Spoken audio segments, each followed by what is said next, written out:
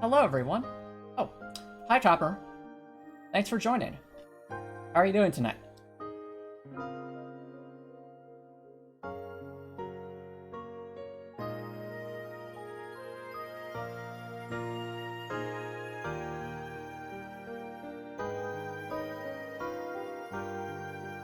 Alright.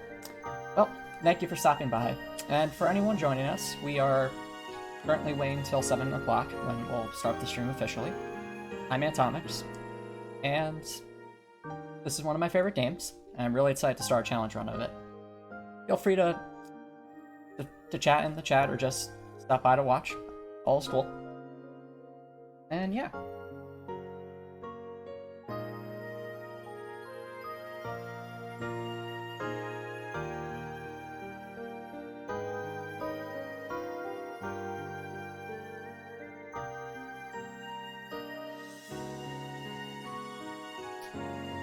Tired but safe, looking forward to watching you play while I cool down after a day of work. Awesome, Topper. I'm glad to hear it.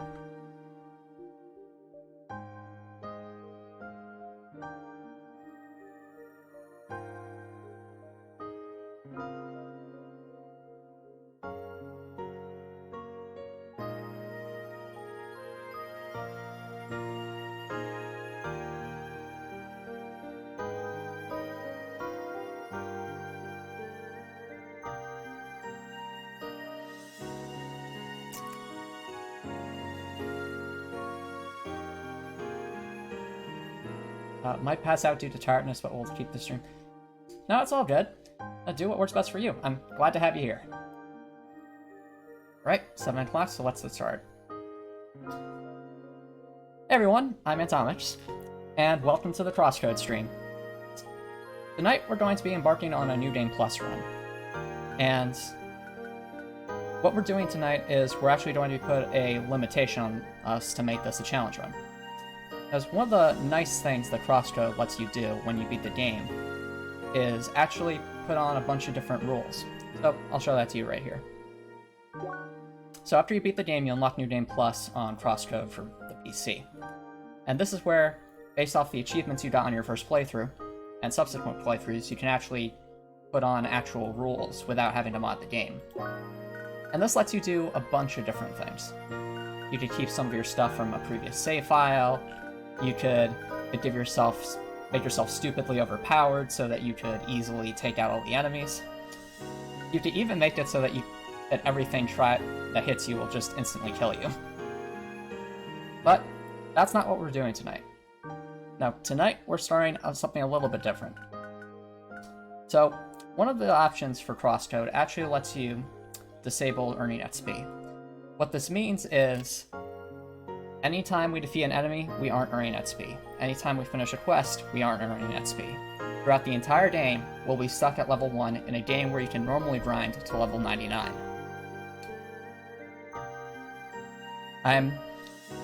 This is the only option we will be selecting for this run.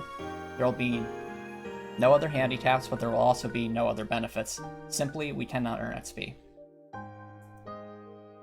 Oh. Opera asks, can you equip tiny hats? You know how I feel about tiny hats or other cosmetics.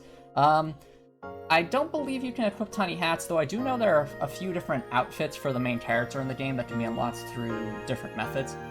I haven't ever gotten them, but one's like a ninja and the other's like a Santa Claus outfit. Both are adorable, but I don't believe I'll have either of them. So we'll just stick with the regular look.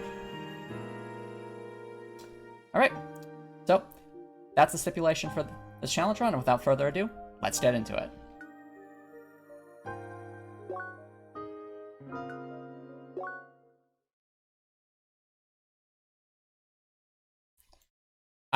Something else I forgot to mention. So one of the things about CrossCode that actually makes it more accessible to new players is it lets you adjust the speed and attacks of enemies as well as the speed of puzzles to make it easier in case you're having trouble. Now, we will not be doing that, as that would defeat the whole point of this challenge run. But just so you're aware, that is an option. Now we've done. Ooh, Copper Nicholson. OMG, I need to see the Santa outfit. It sounds hilarious.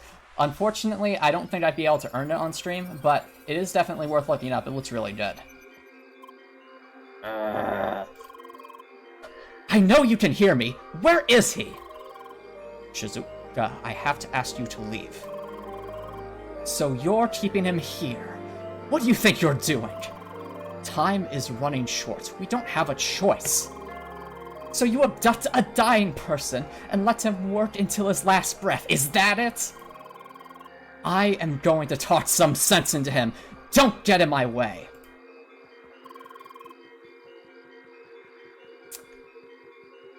So this is the prologue of CrossCode. And starts with the first battle right here. I'm sorry, but I can't let you go any further. Really?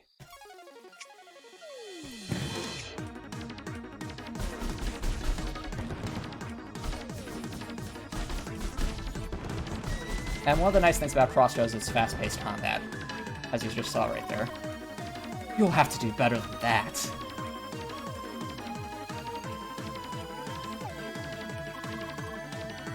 You know this is what he wants as well. Sure, you'd like to think that. You won't listen. Oh, looks like we got more. Old-based? How very creative. Another thing about CrossCode is there are actually different elemental attacks here. So right now, we've actually switched from regular attacks to fire attacks. Copper. Oh, she looks cute. I like her headgear. Kind of reminds me of that earphone girl from My Hero Academia. Oh, you mean Earphone Jack? Yeah, I guess her outlook, her look kind of does look like that. I never really thought about it that way.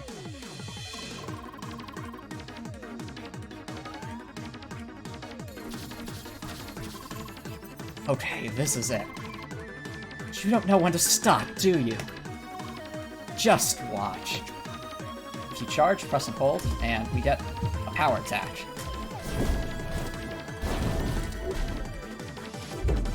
Just like My Hero Academia, this character can be a lot of fun to watch battle. You can throw as many enemies at me as you like. The level threshold doesn't exactly work in your favor. Ugh. So we just continue on.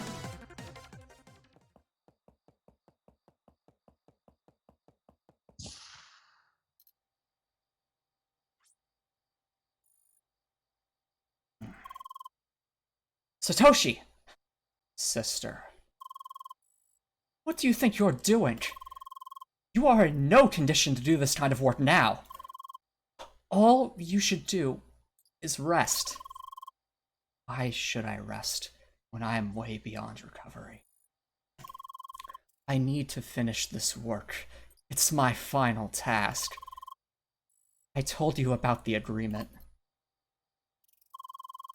I finish this, they will let you go. No. I don't want this. Satoshi! Stop it! It is done.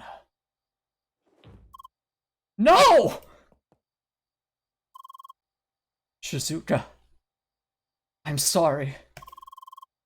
I'm so sorry I got you involved in this. Just promise me that you will get away. Please.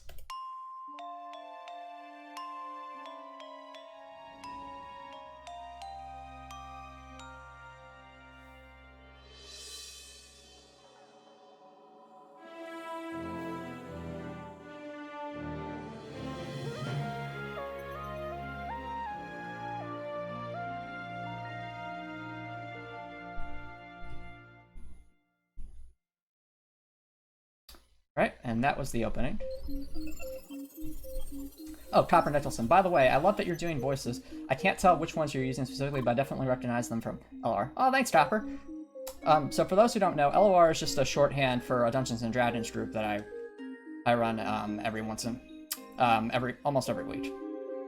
And I do like to do voices for different characters, so that's why I like doing voices even in CrossCode, because it's one of my favorite games. And this game has a lot of lovable characters, and we're just about to meet a lot of them. Ah! There you are. Initialization successful. Huh? Oh? Is the speech synchronization malfunctioning? Apparently, well, something just had to go wrong. But you understand me, correct? Okay. We will make it work somehow. You are probably confused about the situation, right? Alright. Let's us take small steps. Do you remember VRPs? Huh? Virtual ricochet projectiles. Balls? Ah! Okay, you seem to remember. Carla, we are ready. Please initiate the training sequence.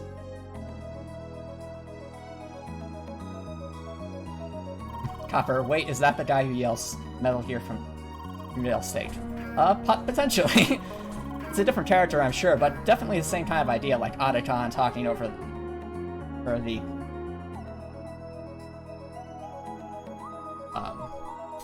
talking over the computer. Oh, hey, Kendar, thanks for joining. Long live the Honeypot Goddesses, yes. Greetings. Nice work.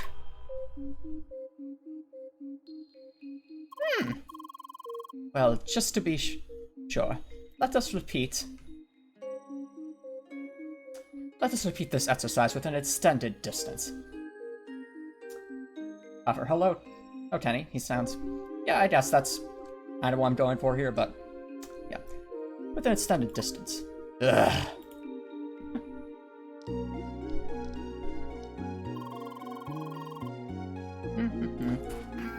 So right now what I'm doing is going through the tutorial.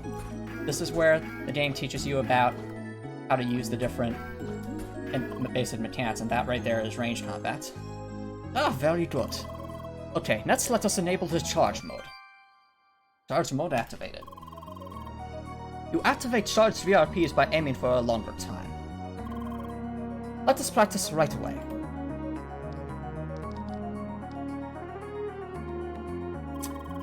Charge mode allows slowing of larger VRPs. So, one of the cool things about CrossCode and what allows it to be a puzzle platformer is the way it can actually use some physics with regards to messing around with this VRP. So if you look, I can actually make it so that this ball can bounce around when I charge it up. So if I have an angled surface like this, I can hit an enemy I would otherwise not be able to see.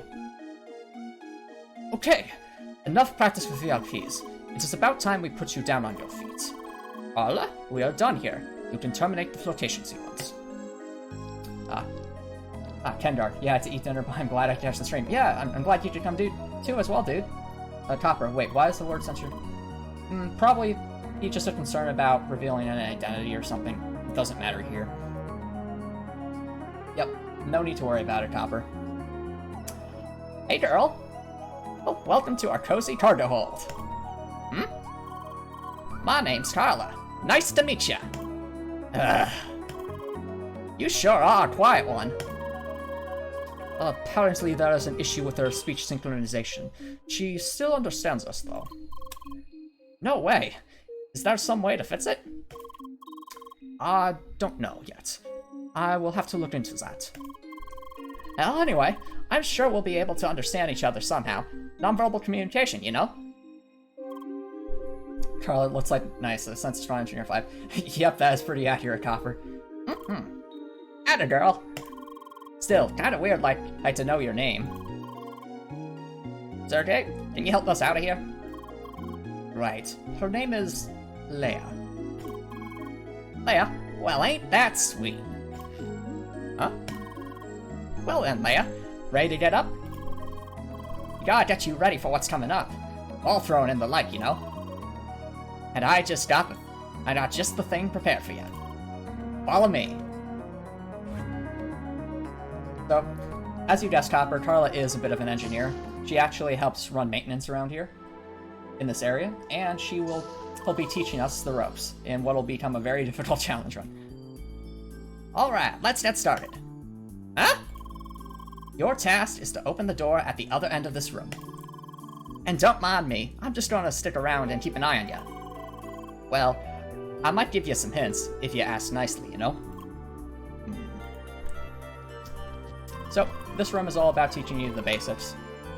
For example, those spinny things can be used to knock open gates, as well as the basics of platforming. Platforming here is an auto jump.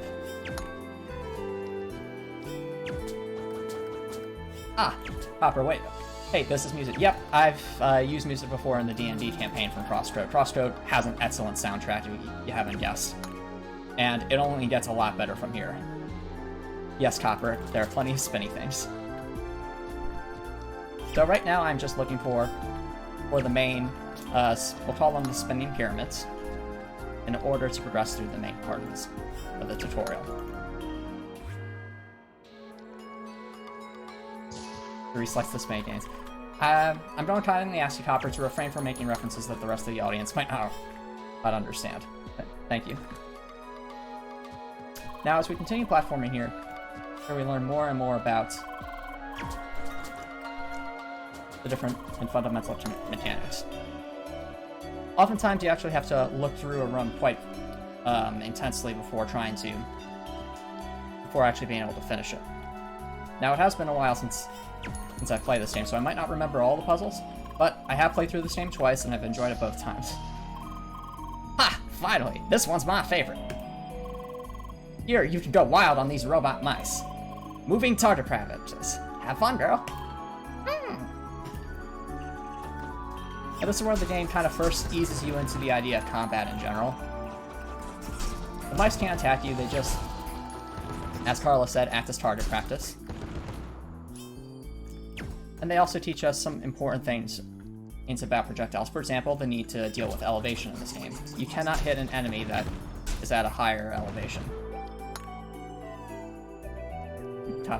Wait, when did her outfit change? Whose outfit, out of curiosity, are you referring to, Copper? Let's see. There. We'll just go from here.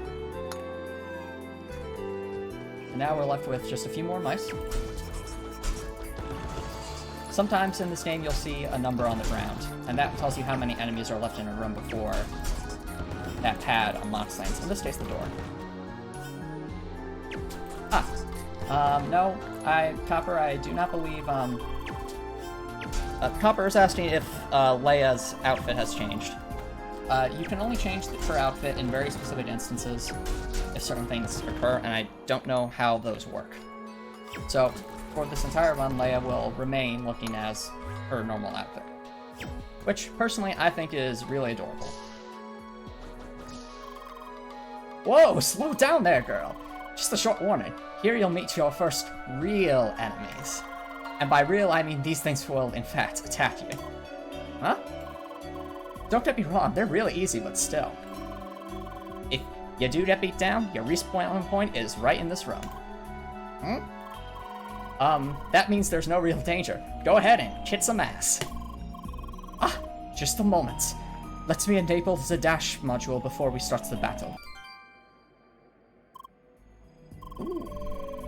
Dash is essential in a battle, since it helps you to quickly dodge enemy attacks at any time. Righty he is. Now please, enter to the right and order her to proceed with the ass-kicking. Copper Nicholson, hey, hair changed from blue to black. Oh, in the prologue, Copper, that character's, the person being referred to was named Shizuka. In this area, the character is being referred to as Leia. There is an explanation for that, but that'll come up later. Omega Turtle, I be here now. Thanks for joining. Glad to have you here. So right now we're beginning with our first enemies. These guys are obviously pretty easy with the tutorial. Bit of advice. Hit them with the charge balls to cancel their attacks. This game also makes use of a lot of different mechanics in order to try and parry and stop enemies. Charge balls, for example, can sometimes bounce enemies back and throw them off balance. But not all the time, it really depends on the enemy type. Every enemy has a wild amount of reactions to different attacks, so there is actually a lot to learn. Hey, champ. Get your adrenaline down for a second. We gotta add a bit more edge to your arsenal. A sharp one, that is. I see, that caught your attention. Sergey, you finished? Yes. Unlocking virtual impacts has proximity impacts now. Melee activated. Right, those close combat strikes, called the VPI, you can quickly tear through several targets in your path at once. Only the close ones, of course. You got that? Sharp as a blade. Now start by clearing that path for us, will ya? Now, one of the things I love about this game in terms of game design is the fact that it's able to use the same button to do different attacks depending on where your mouse is. So, for example, notice that when my mouse is far away, it has this sort of an icon, and that's used for, like, a ranged attack, like I'm doing here. However, if I get the mouse cursor just close enough to Leia, the look changes. Now, why does it change? Because now the left mouse button, instead of doing a ranged attack, is now a melee attack. This lets us get through to the next area.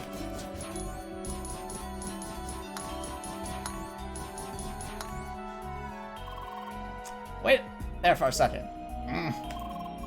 Yeah, I know. A second waited is an attack wasted. Still, you should know that your strikes have enough punch to interrupt some attacks. So you can just pummel your opponents without giving them a chance to strike back. Sounds like a plan, am I right? So go get him.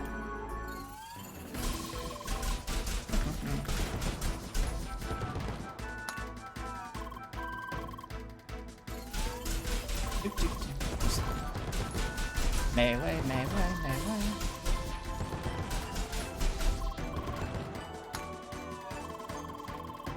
Copper knows this one. I remember you telling me about these attack controls before. Ah, yes, Copper. I do like talking about this particular mechanic a lot.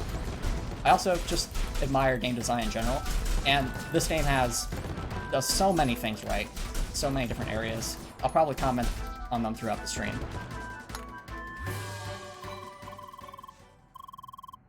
And you just crossed the finish line. Congrats. Seriously, girl, that was quick. It's like you've never forgotten the basics at all. It's as though... It's like you've actually gone through this room before. It's like this is all a flashback of some kind. No? It must just be me. Oh my, you still look so puzzled about all of this. I suppose it is about time we explain all the circumstances. You bet it is. But let's take a short break before that, okay? I still need to report to the captain. He wants to meet Leia as well. Good idea. Let's not keep Jet waiting for too long. On, Leia. Right this way. Alright, so now we're making our way through this area. Up to an elevator.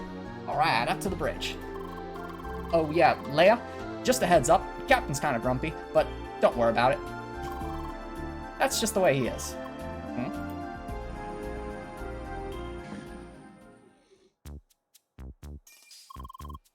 Cap, I'm back with the report. I see. Go on. Initiation, a total cinch. Here's the avatar, named Leia. Aye. Hard to miss that, lass. Hope you didn't run into everything with those horns there. Ah! Wait, don't tell me you didn't notice the horns till now, Leia.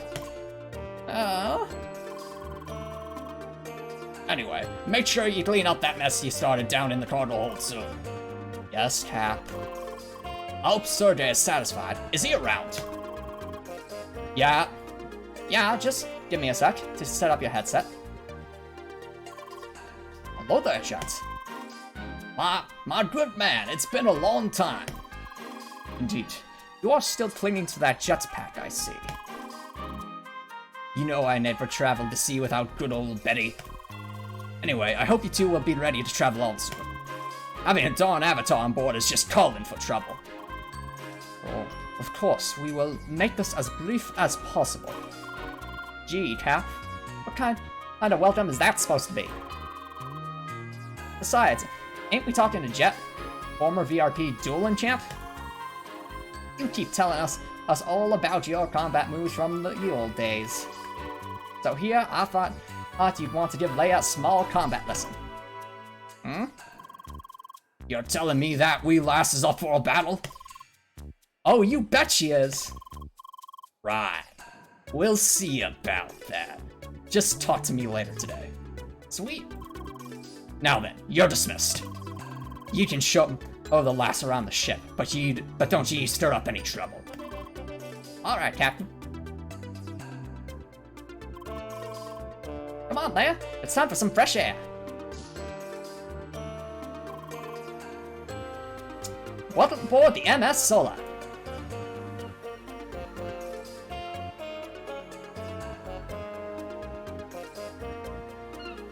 Copernicus, well, you did that challenge perfectly as if you knew everything before it happened. Are you a time traveler? I wonder if. Also, yes, a jetpack. Quite the ship, huh? Yeah! You know, the view here is nice, but you gotta see what's beyond the bow. We're currently steering towards Rhombus Square. That's something to look at. Huh? Actually, why not go to the bow and explain the situation to Leia there? Seeing Rhombus Square will make it easier for her to understand, correct? Hey, good thinking, Sergey. Follow me, Leia. Okay, so right now we are on the MS Solar. It is a big cargo ship that, well, its purpose will be explained later. There she is, the Avatar! And she's a Spheromancer class! How awesome is that? Huh? Looks like you got your first fan, Leia. Hey there, Carla. Good to see you. About all these strange boxes here. Yeah, I know. I'm supposed to clean that up. But right now, I have to take care of the Avatar, you know? I'll do it in a bit. See you later. There she goes again. She said exactly the same thing yesterday. Wait. Does this mean that Leia has been through this before? Oh no. A Spheromancer. That's so awesome.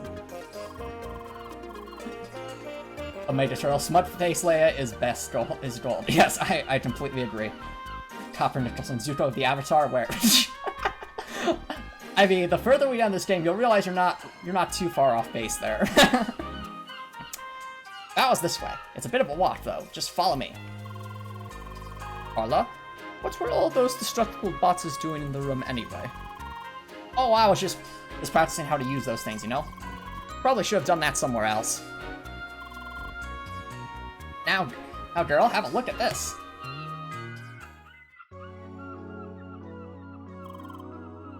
Okay, where to start? How about welcome to Crossworlds? Huh? One step at a time, Carla. Leia, do you remember the concept of an MMO? No. Yes, of course we do. Alright. Now, Crossworlds is like an MMO, but just with one striking difference. The world of this game is not virtual. It is real. All players are remotely connected to this world through special avatars. These avatars have a physical form that are tightly connected to all 5 senses of the player. And you, Leia, are currently logged into this game as well. Huh? Oh, me? No, I'm not a player. I just work here. In fact, you're the only avatar on this whole ship. That is correct. This cargo ship belongs to the maintenance staff of Crossworlds. The actual game takes place in the land you see over there, the playground. The reason you are here, Leia, is because you are not a regular player. You have lost your memory, and we are trying to recover it. You see, you have been in this game before. Oh no! I was joking earlier, but I forgot about this dialogue. Oh no. We have been here before, guys. We have. Being logged into this game, there is a chance you might remember your past. And that is why we will try to get you into the real playground soon. Yeah, in fact, you'll be going to that glass palace of a city over there. That's Rhombus Square. It's where all the players start. Proper sort sites are online. In a way, but there's also there's actually real people in this area too, as the MS Solar and Carla are demonstrating. The world takes place on an actual planet, but people play on it remotely. Crossing field theme SAO intensifies on my control system. Yes, indeed. Well, I guess this cleared up some things at least, right? Alright then. I think this is a good time to split. I'm going to go talk to the captain and try to set up that combat lesson for you. Meanwhile, you can have a look around the ship, if you like. Crew knows about you. I guess, as you know, you already noticed that, right? You can meet me and the captain later. Until then, just make sure not to fall into the water, girl. By the way, Leia, I had a closer look at those speech synchronization issues. Unfortunately, I do not think I will be able to fix them soon. However, I found a little workaround. I might be able to hard-code specific audio patterns into your speech module. That means you will be able to say certain words. That should help a bit, correct? So let us try it out. New word embedded. Hi. Hi? Hi! Hi, hi, hi! It works! That should help you start some conversations with the crew here. Okay, so now our task is to look around the ship. All we really have to do is go back to the cargo hold a little bit. But yeah, this game is a... What's the term for an anime that takes place in a different world?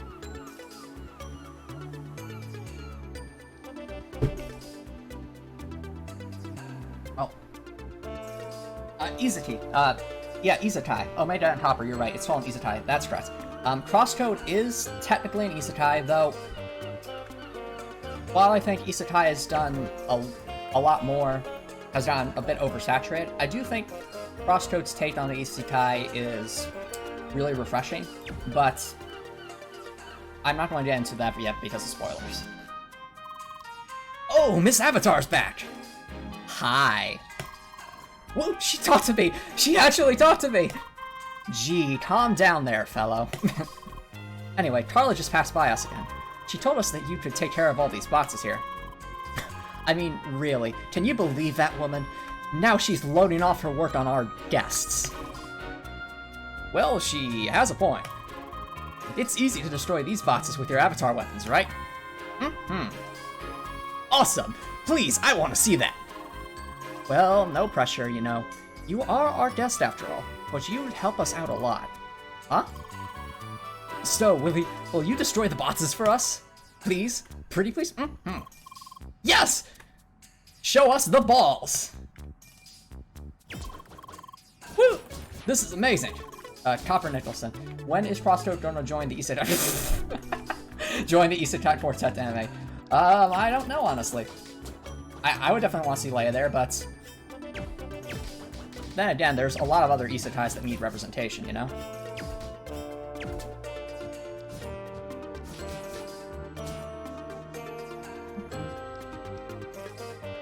Come on, Avatar, show us those balls!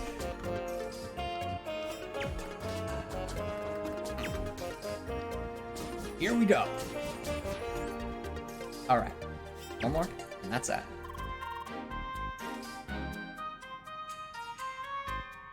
All clear, truly amazing.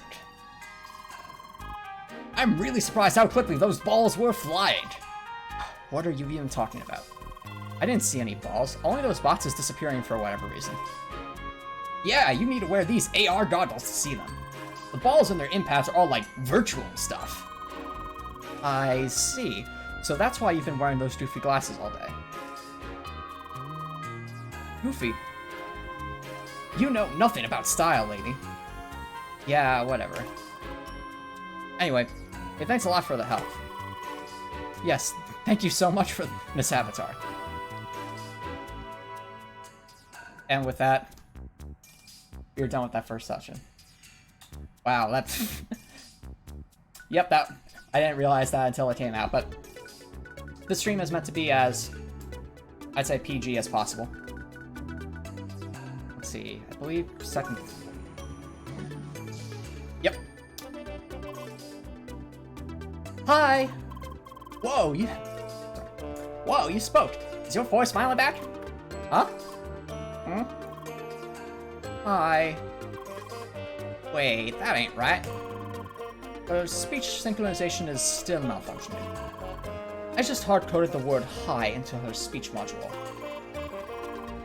That is all she can say for now. I am currently working on adding more words. I see. It's a start, I suppose. Anyway, the Cap and I have been planning out your combat training, girl. We're almost set and good to go, right? Aye, this is gonna be interesting. Well, I'm off to my cabin for some final preparations. I'll be done in no time, so just stick with the captain, okay? See ya later. Aye, I'll be back on the bridge. You can talk to me when you're ready for the lesson. Make sure you're prepared. I'll be expecting your full attention. You two over there. Make sure you clean up the galley after you're done cooking, understood? Aye, aye, Captain. Sad hi is sad. Yes, Copper, sad hi is sad. And no, she cannot spam that word map, unfortunately. It's not like we forgot since the last time he told us. Yeah, wasn't that yesterday? So, the other thing this game does well is explain the context of its world naturally, like we saw with the two members of the maintenance staff down in the cargo hold. That whole part with the glasses was explained that these projectiles can't actually be seen by real people, so if I were launching these at the captain in front of his steering wheel, he'd never be able to see this. I sense a disturbance. Hi! Ah, Leia, good to see you here. Hi! You seem a bit aggravated. What's wrong? Hi. There you are. It's about darn time for your combat lesson. You ready? Oh, my dear Turtle, Leia is one of the few cases of silent protagonist that's done so exponentially. Oh, I wholeheartedly agree. And if you're watching this game for the first time, or if you're playing it through for the first time, you're in for a real treat in terms of seeing silent protagonists taken in a different direction, but also in a way that's really unique and enjoyable. Good, let's go to the balcony. Good, here we are. Carla, are you ready up there? Yes, Captain. Don't forget the goggles. Aye. Haven't worn these for some time. Alright then, time to start. I was told you learned the basics down the cargo hold. Still, first I want you to show me your grip on aim and throw. Carla, prepare the target bot.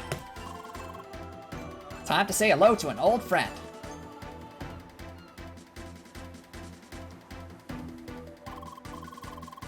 Listen carefully. I want you to hit that robot from this distance 10 times.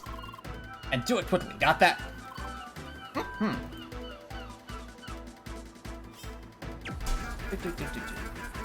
So this is where we go through the basic tutorial. I see you understand the basics well enough. That will make things easier. Carla, we need that turret now. Time to turn on old Betty. Next time, we'll be practicing the dash. The turret will start shooting at you. I want you to do two things. First, keep your aim on the turrets, but don't throw anything. Second, dodge the turret's bullets without losing your aim. Alright then, let's start.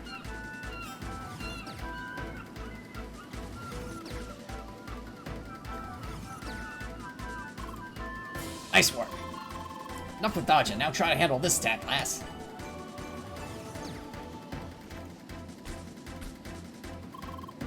What the heck was that? Don't you know how to do a darn guard, lass? Actually, Jet, as a matter of fact, she does not. I forgot to activate her guard module.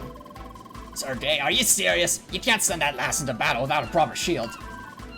Yes, I will fix that right away. Guard activated. Good. So now you have your shield. Need an introduction on how it works? Aye. Then let's have another go. So, I'll just explain it briefly. The way the shield works is if you right-click while not holding a direction, you will actually pull up your shield. And this lets you reduce damage. But reducing damage is only if you're holding the shield up. If you time it perfectly, however, you can parry, which is fun. Very good. That's all the basics I can teach you for now.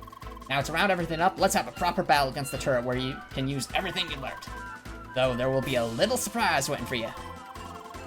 I'll let you take a short breather. Talk to me when you're ready. So, you ready for the battle? That's what I like to hear. Let the battle begin.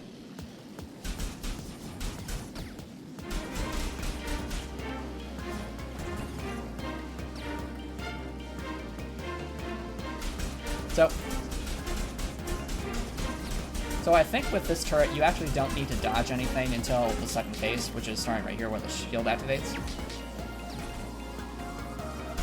What the shield does, of course, is prevent it from taking damage. Or it reduces the damage. As you can see, 1 damage is not a lot in this game. Captain! I'm sorry to interrupt, but we need you on the bridge right now. What's the matter? Something is approaching us, and quickly. Bloody darn timing. Sorry, lass. We'll have to stop here. Duty calls. Carla? Carla, you clean up the balcony first and come onto the bridge afterwards. Understood. Girl, I have no idea what's going on here, but it'd be better for you to go inside, too.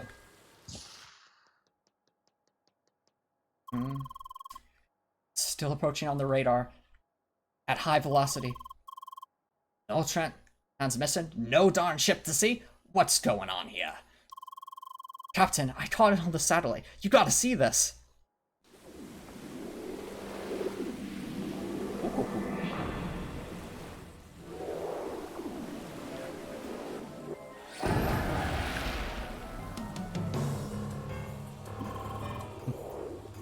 What a peculiar location we have here.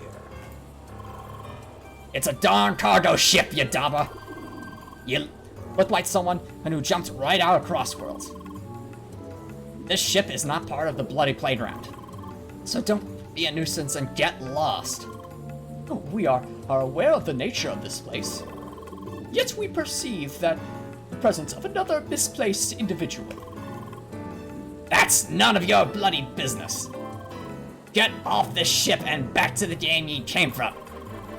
Foolish mortal, do you truly believe if we will abide by your commands? Did ye just call me a mortal, you nutcase? Ye better leave right now, or I'll be glad to tighten your grip on reality. You bore us. We choose to no longer converse with the likes of you. Besides, our search has already been concluded. You do not belong here. You need to be removed. Ah! Wait, you seem all too familiar. Oh no. Here we go again. Copper, a robot asset priest, a mage turtle. Stop. Not necessarily an asset priest, though. You'll find out as time goes on. Huh? Why? It can't be. Indeed, it might be a mere coincidence. Oh, but we must definitely have a way to be certain.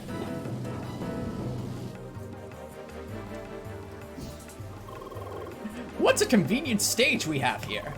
Now it is time to face your trial. Let us see if you are the genuine article. A display of your talent shall suffice as proof. Players, do you hear me? I am just as confused about this situation as you are. It's clearly a mess, but we will get you out of this mess. For now, take on this challenge and keep him busy. I know this enemy looks intimidating, but do not lose hope. I am confident you will be able to handle this.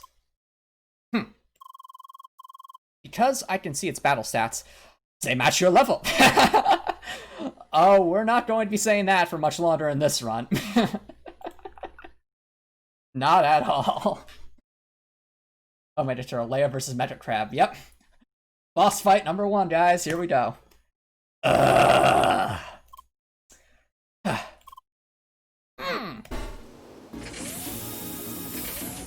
Alright, let's do this.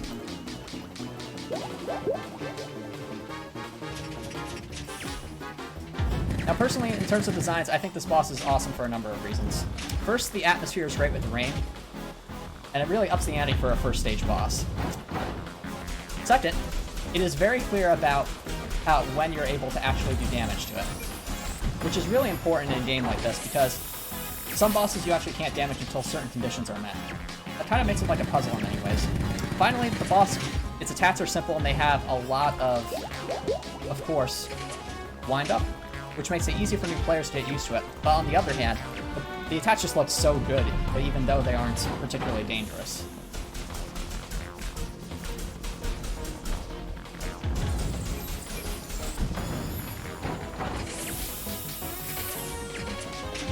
In this case, and finally, of course, this teaches you that the boss has different phases, as shown by the health bar below. Now, I always think that red attack looks so cool. Not sure about you guys.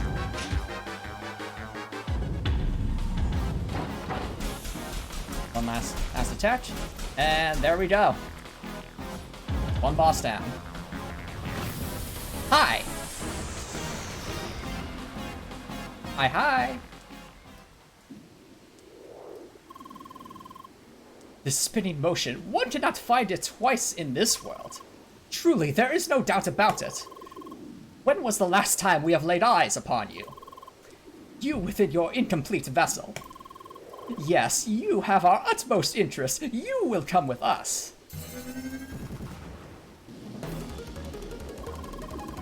Greetings from the solar fist, ye pile of instant matter.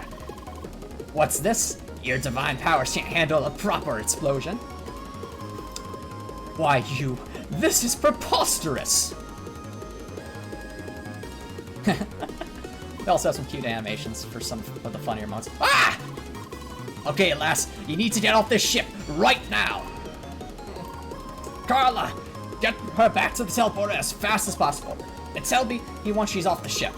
I'll make sure no trace of Crossworlds is left on my ship. Got it, Cap. Follow me, girl! And so it begins. Escape from the MS Solar. Well, our endeavor has not been concluded. You will not escape our will. You already caught up? Yeah, those are high-level opponents. Do not fight them. Run to the teleporter.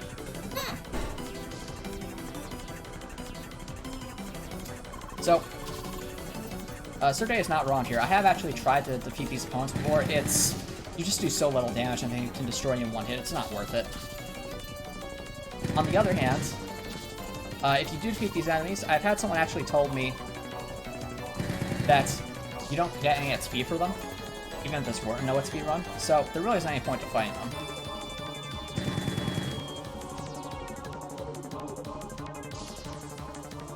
Run, run, run, run, run, run. Darn, how are we going to get past this one? Wait, I got an idea.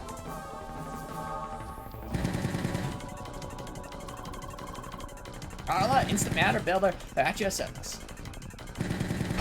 Oh no. Okay, this is probably a good time to introduce this. Since this is going to be a challenge run, I have decided to include a death counter for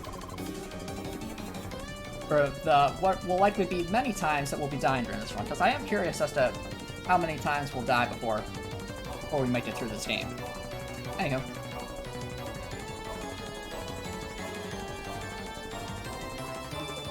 And with that, classic death counter. Question for y'all. Do you guys prefer the death counter always on, or only when after it happens?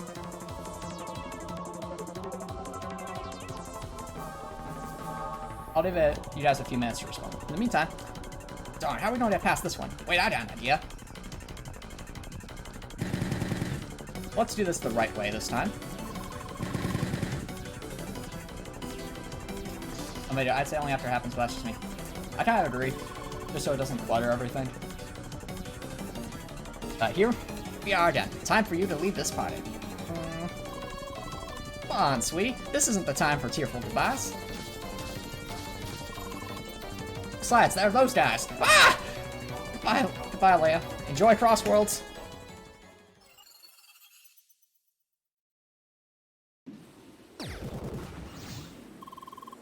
You darn pile of instant matter. Stop putting your trash all over the ship. This ain't gonna go nowhere. Shit, we did it.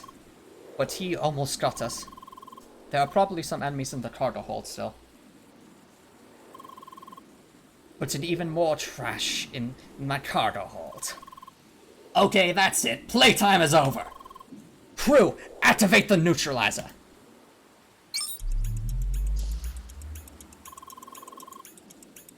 You're meddling with matters that are not of your concern. This is my ship. Daubers like you messing with my ship are on the bloody top of my list of concerns. I said it before, I'll say it again. This cargo ship is not part of the bloody playground. It said boom.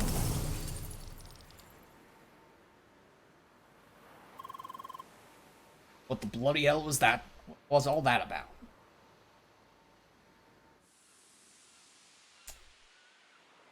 And just like that, we have completed the first part of the tutorial without earning XP.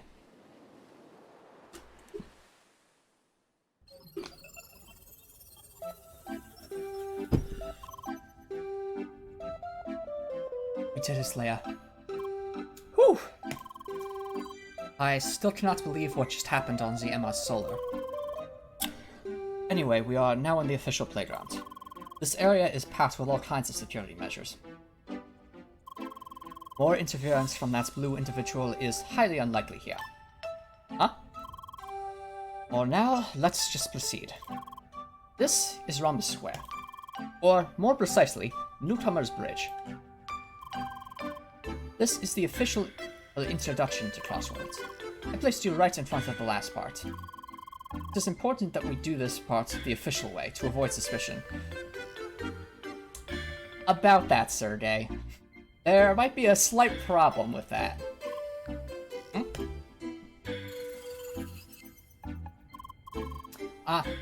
Yes, speaking of suspicion.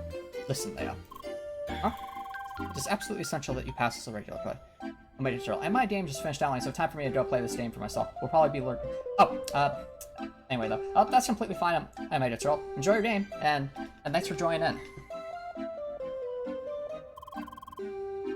We must avoid being reported at any cost.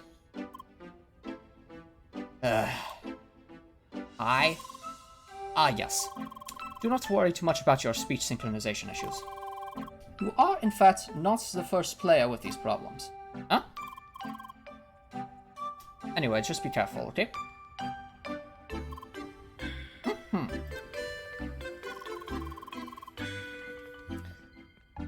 So, right now we are at the intro to Crossworlds. Not much to see here yet, as there are just a bunch of different things going on.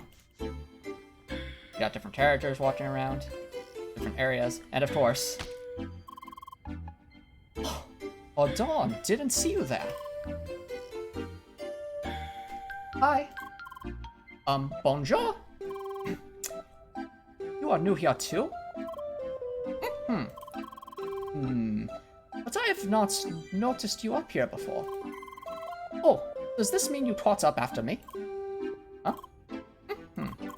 Oh, you must be very quick with the tutorials. But I got the hang of it too too. You will not... The feed just stopped? Copper, the feed just stops? Is everything sounding okay?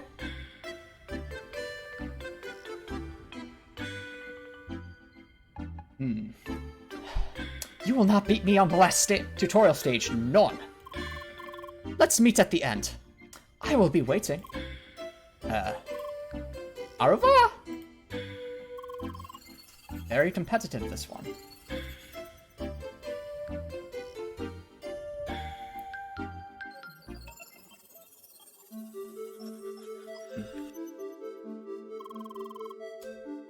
Oh, well, they added a welcome sign. Very hospitable.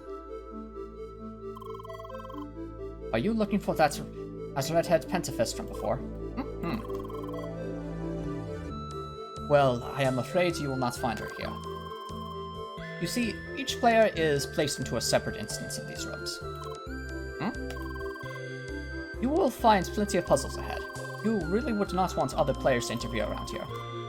So, it is all about who will be fastest by themselves, right?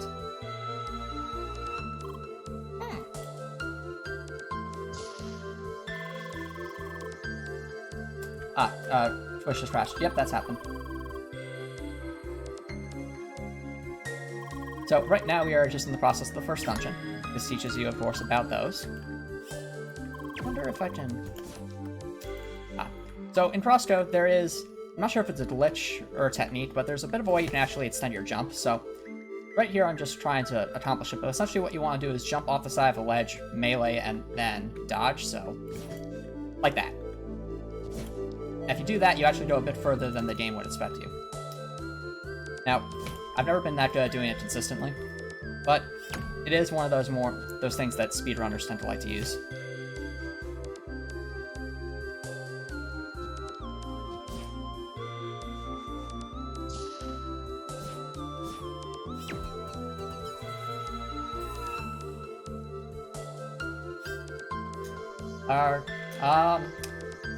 You're asking if some people are still in the chat. If you're curious, Copper, you can actually... There's a button in the top right that looks like two people. You can click on that to see who's in chat.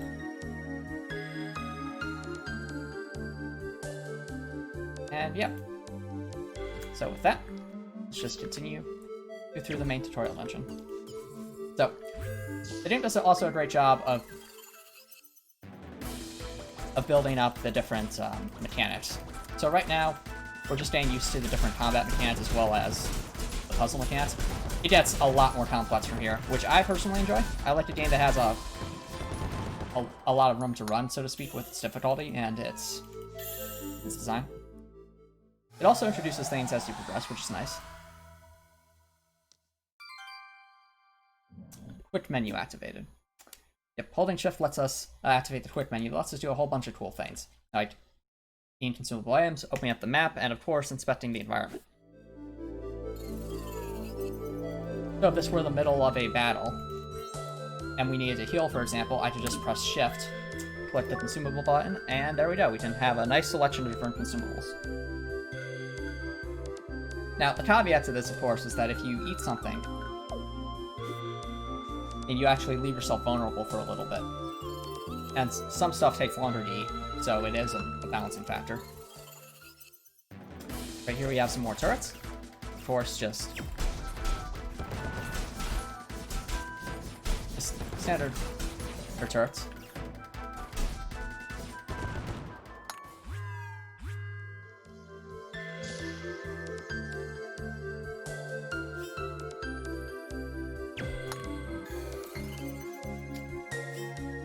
So while we just go through the regular part of the dungeon.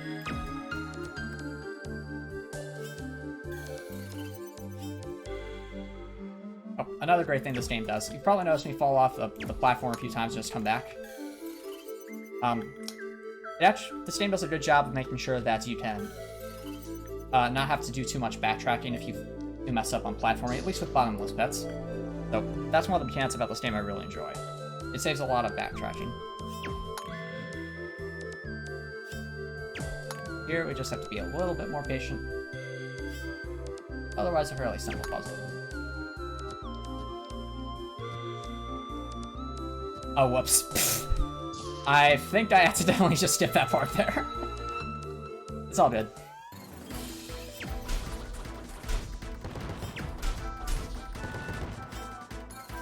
And what you saw right there is called a break. Essentially, if you do a certain... Every enemy is different, but if you do a certain thing to an enemy,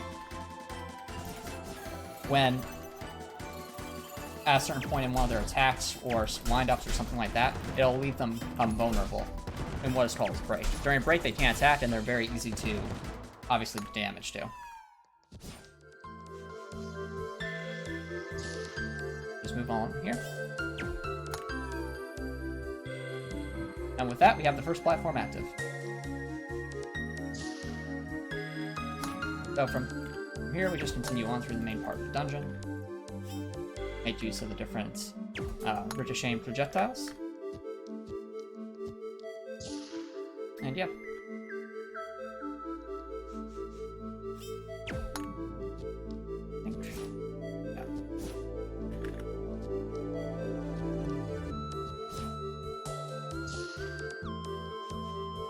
There we go, that was a bit cleaner with the different jumps.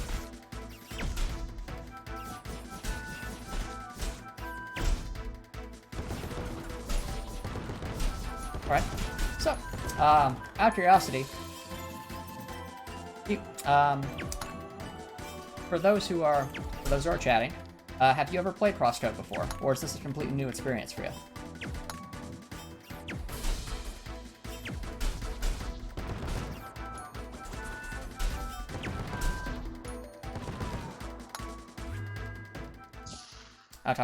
This is my first time.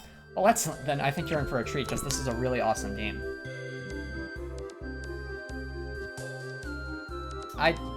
If you're even slightly interested in action RPGs, Copper, I do think it's definitely worth purchasing. This is one of my favorite games of all time. I am back. Hi! Greetings from Jet and Carla. Everything is back to normal on the Emma Solar. There are no traces left of that blue individual. I also tried to find some information about him, but there is nothing. Huh? We can be pretty certain that he is not connected to the official playground. I just cannot imagine a regular player leaving Crossroads and going on a rampage like that. Something very strange is going on here. Not to mention that he recognized you. Your memory might, in fact, contain some answers to all of this. Anyway, there's no need to worry about this right now. Our goal is simply to play Crossroads. And I see you've made a lot of progress already. So, onwards!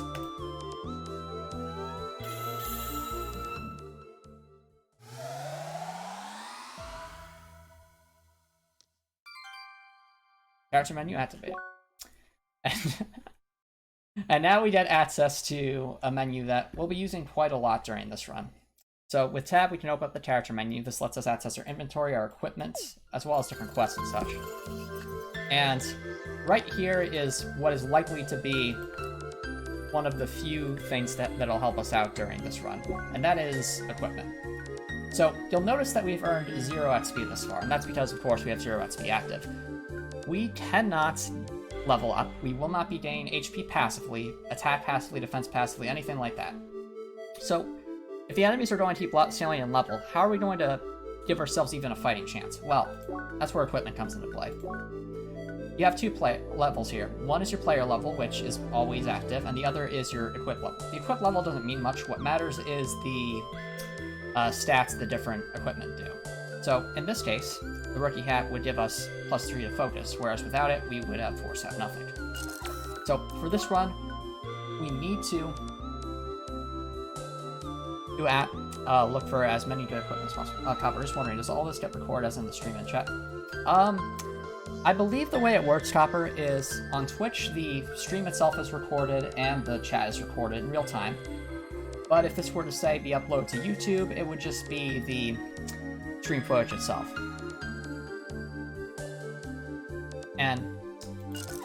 But yeah.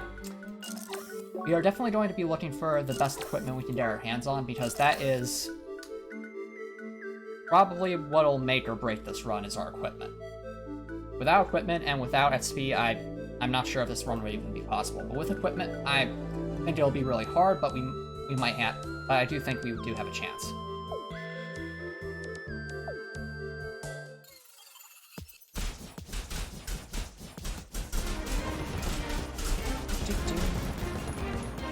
So right now we're just going through some songs.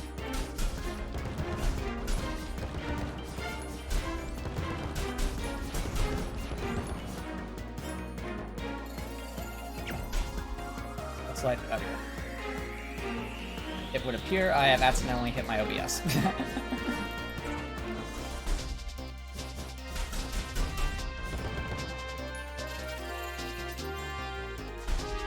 My apologies on that one.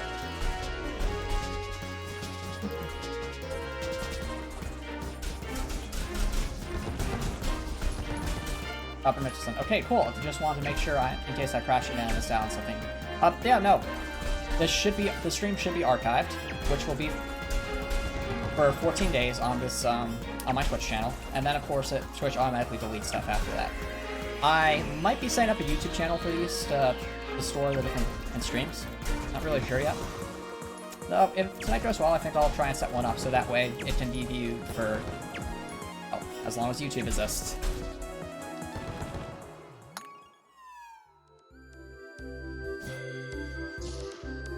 And just like that, we have finished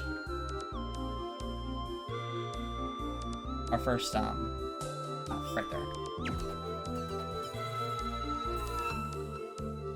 Why only 14 days, Copper asks? I'm not sure. It's probably because Twitch has to use a lot of server power for its main... well, to run its service in the first place. I mean, think about it. You have to have, like, huge videos running all the time and recording at the same time, while also having a chat. That's a lot of bandwidth. Incoming. And right here we have our second boss fight. Might look a bit familiar from earlier.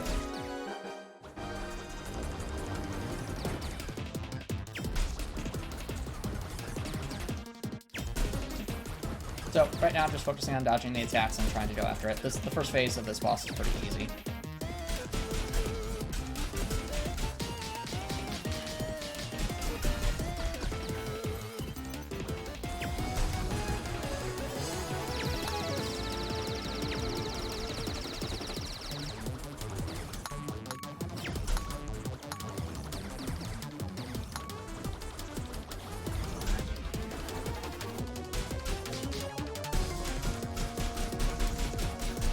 Right now I'm just trying to make use of one of this boss's mechanics, and that's if you actually hit it with a with a melee attack, it does actually break it when it has a shield active. Or actually, if you just hit in general. So the melee is great for that because it has such a wide reach.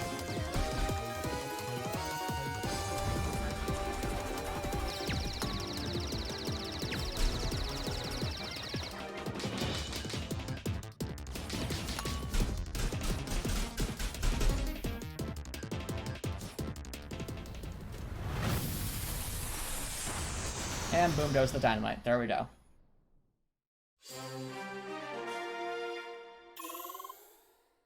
Nice work. You did great.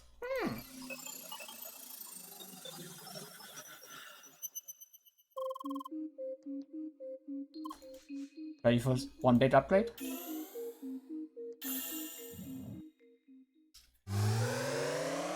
And right now, Leia is getting a major upgrade. Or what would normally be a major upgrade, but for us won't be helping us too much. This is called the circuit. So, what the circuit is, it's basically like a skill tree. The circuit allows you to do a lot of awesome things in a normal run. Increase your health, increase attack, defense, focus, as well as get some cool passive abilities. One of my favorites during a normal one would be this one, HP regen, just because enemies do a fair amount of damage, it's nice to actually regenerate HP passively rather than rely on healing items. However, CP is normally gained from leveling up. Since we cannot level up, the vast majority of the stuff will be unreachable for us. However, that does not mean we won't get any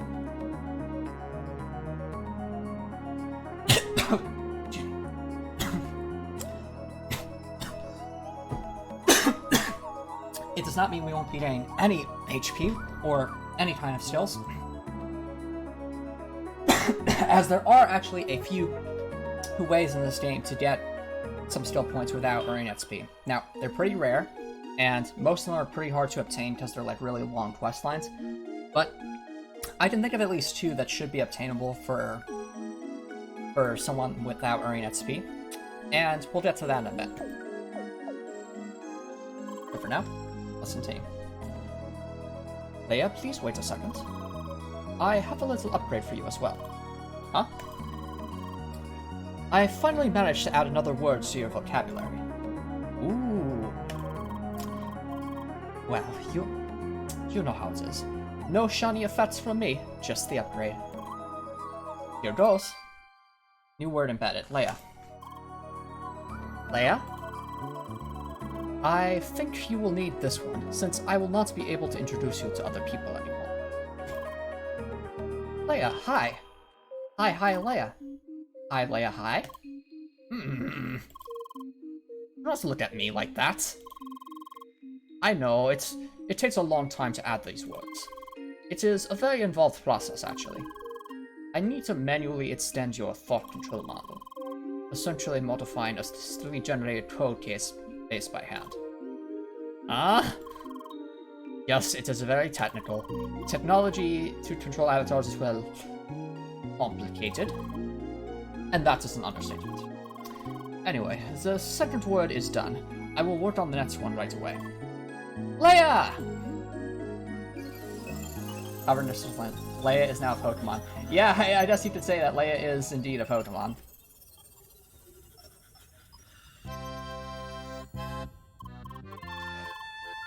Ha! Told you I would be first. Whew! But wasn't that fun? I was very surprised by that boss at the end. Pardon? I didn't even introduce myself. Je m'appelle Emily. Nickname, Emilinator. Ooh. I know, it's genius, right? So, what's your name? Leia! Leia! Nice to meet you. So, are you ready to take the Star Rails?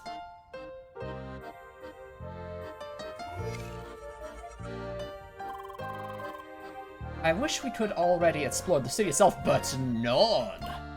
Huh? Didn't you know? The Sky Rail will take you straight to Cross Central. From there, you'll be transported to the mainland. You will only be able to enter Rhombus Square much later. It sucks, I know. You over there. You over there. Yes, you, the blue-haired Spheromancer. I? Before, you who just appeared out of nowhere. Suspicious. And what do I see now? You are at level 1. And this is unheard of. I'm forced to assume. You, young lady, have been cheating! Huh? What? monsieur, going straight for the accusations. That's lower than our level. Why does it matter when she handicaps herself? This is about principle. Cheating is bad, no matter what the outcome is. Young lady, surely I don't need to explain to you the faults of such actions. Cheating will never pay off in the long run. Aye. Is that all you have to say? Oh dear, what is going on here? Sure, I have exposed this cheater here. And now you're lecturing her. Yes, about the rawness of her actions. Uh-huh. How about no? What? I'll just go ahead and pretend I don't know you. Oh, come on! Apologies for my friend's behavior. He sometimes pretends to be a moderator. He is not. No problem.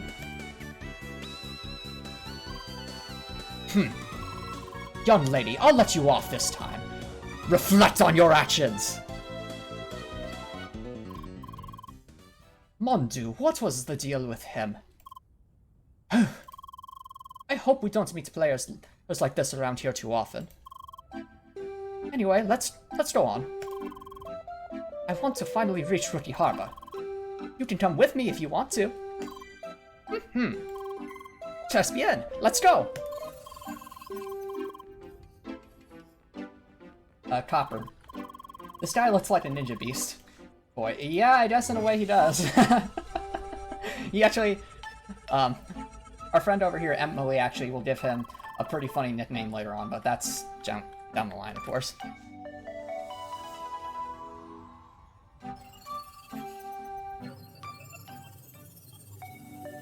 And with that, we are continuing on. LA, it's this way!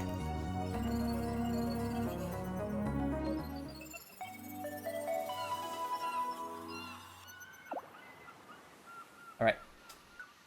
Now this will tell you just how to use landmarks. I'm just going to skip this tutorial, but the base hits are that you can use the map to go around the map, the rest of the world pretty quickly.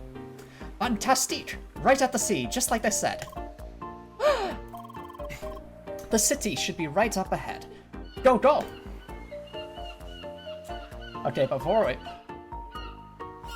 Hello? What is this? I've actually never seen this before. I think this must have been added with the update. Hey, blue-haired girl. Hi? Crossworlds is full of bizarre and cool things. I hope you enjoy your stay and never give up. Aw, well thanks. I have not seen that guy before. That must have been added in a new update. Hey girl, check this out. Sweet moves, huh? I'm sure you can rock them railings too. Wanna try some moves?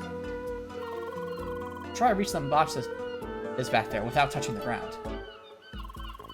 Just ollie up the box here and start grinding those rails. What do you say? Ready to style? Okay, so another thing we're going to have to look out for as we're going through this challenge run is we need to look for quests that offer something other than XP. So in this case, this is a pretty easy quest, and it does offer XP, which doesn't matter to us, but it also offers some credits, as well as some consumable items, some veggie sticks. And because this is something I think we should be able to do at level 1, I think we should keep our eyes out for any quests that we're able to do and get more items, because we'll be relying on those pretty heavily later on. Chili Dodge, show me what you got! So, this is how a tutorial about viewing quests. I'm just going to skip that. That's okay. Let's go! So. I think it's easier to go. Yeah.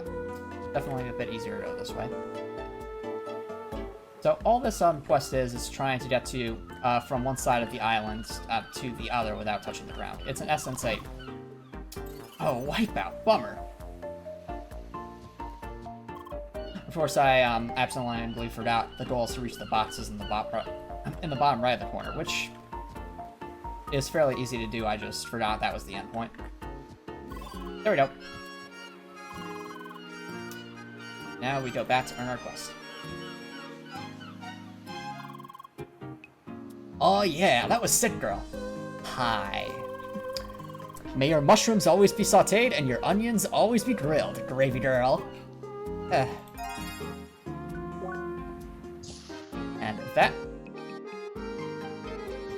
This game also has a really good sense of humor, so one of the things that took me by complete surprise was going through the store because, well,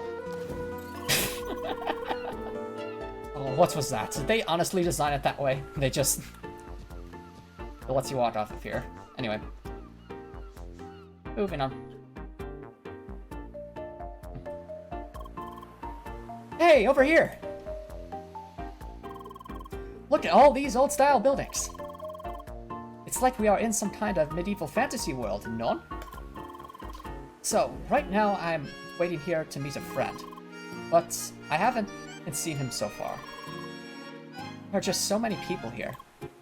Hello, yeah! Sacre bleu, was that really necessary? Why yes, very necessary. I see you brought a friend. Ah, oui, that's Leia. I met her during the tutorial. Hi. And this Dark Lord meanie here is Lucas, also known as Shiner. Nice to meet you, Leia. So, you finally reached the croissant. Having fun so far? Oui, enormemente! Wait, croissant? The mainland. You'll get the idea once you see the map. Anyway, this is Rookie Harbor. It's known for the incoming shipments of rookies like you. It's also a fairly big place, which tends to be confusing for said rookies. So I thought I'd give you a small tour. Test bien, lead the way. Copper, this man is Cloud from Final Fantasy. Yes, in a way. First, the info building. If you really want to dig into all the details of Crossworld, so this is your place. Combat arts, stills, all the stats from A to Z, you name it. Oh, that's the Nerd Hub, right? Yeah, people call it that. Frankly, it's a good thing to know all about that stuff. But it's not mandatory. It's just a place to go back to whenever you're confused about something. Let's move on. By the way, a millionator? Nice one. I know. What's Schneider supposed to mean? I'm a tri-blader. I cut things. What? Not worth explaining. Aww. Anyway. So, this is the starring area. I don't believe there's too much to do here quite yet. But, we'll check back later. Alright, next up, Town Center. Oh, is that the market over there? Jump! You'll find most of the traders around here. Well, they're all over the place, to be frank. Those traders offer pretty good equipment. The catch? You first need to collect all the required trade items in the wild. It takes time, but it's well worth it. Further up is another building. This way. So, we've discovered a landmark. One of the nice things about landmarks is you can actually fast travel to them, so I could actually, if I want to, teleport from point A to point B. We also have a world map, which, as was mentioned earlier, it's basically a croissant. It looks exactly like a croissant. And yeah.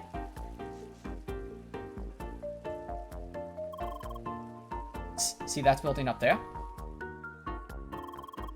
That's the Seeker Hub, or Quest Hub. Surprise, you'll find a lot of quests there, just like in many other places in town and elsewhere. All those quests are optional, but the rewards usually make it worthwhile. And in our case, a lot of these quests aren't going to be optional because we definitely are going to need those rewards. Hey, Leia, are you still with us? She's a quiet one. But she was really fast at the tutorial, almost beat me. Well, like they say, still water runners run deep, right? Oui. What about that main quest? They kept talking about the Tract of the Ancients. Oh, right, I almost forgot about that. You'll have to enter the quest hub anyway. There is a mandatory introduction for all new players. They'll explain all about it there. I suggest you go in right away and just get it over with. I'll just wait here. There, Cord. Let's go, Leia. Alright. Now, I was actually watching a CrossCode stream the other day, and I didn't even realize this was a thing, but these boxes over here actually let you go through a particular platforming section much faster than normal. So, normally you can't get up here without like some very complex platforming, but this way you can actually get to talk to this guy pretty easily. Is there much of a point to that? No, not really, but just a fun little bit about the design here in terms of... Oh, yeah, that's why we come over here. That's how we, of course, set the chest. Rice crackers. Anyway.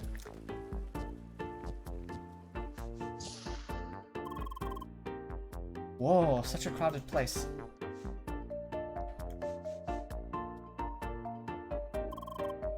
Mon Dieu, look at this!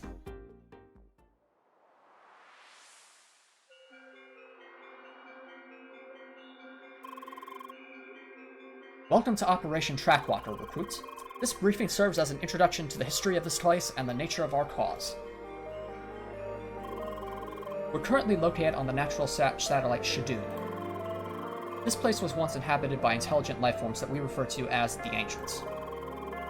While the Ancients ceased to exist a long time ago, they left behind a technological heritage to behold. The Tract of the Ancients. Originally, it served as an assessment of social standing within the Ancients' culture. It is a technological marvel, a highly advanced and self-sufficient system that remains intact to this day. It wasn't long after humankind arrived on Shadoon that we realized its value. Thus, we initiated Operation Trackwalker. We augmented the track so that humanity might walk it as well. And that is where you come in, new recruit.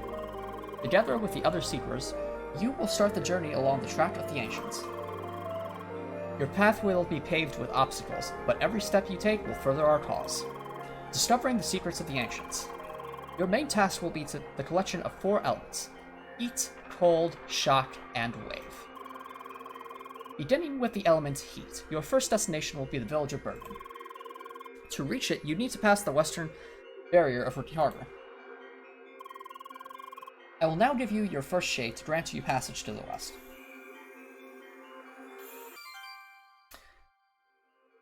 Leaf shade obtained. Finally, I will give you the Disc of Insight. The device will record all the knowledge you encounter on your journey. Disc of Insight obtained. That is all. Good luck, and stay vigilant.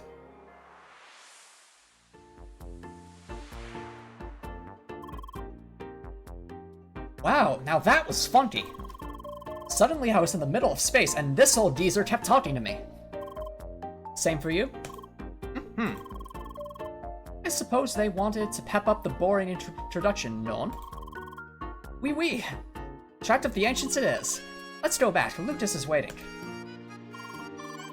By the way, Leia, I took the liberty of adding a few more entries to your encyclopedia. For example, all past events and people we have met so far. And a few insights on the technology, of course. What? I just like to organize things? Yep. Now we've unlocked a few new things. But before we do that, I think this is actually a good place to save, and let's just do this right here. Save file. And bada bing, bada boom.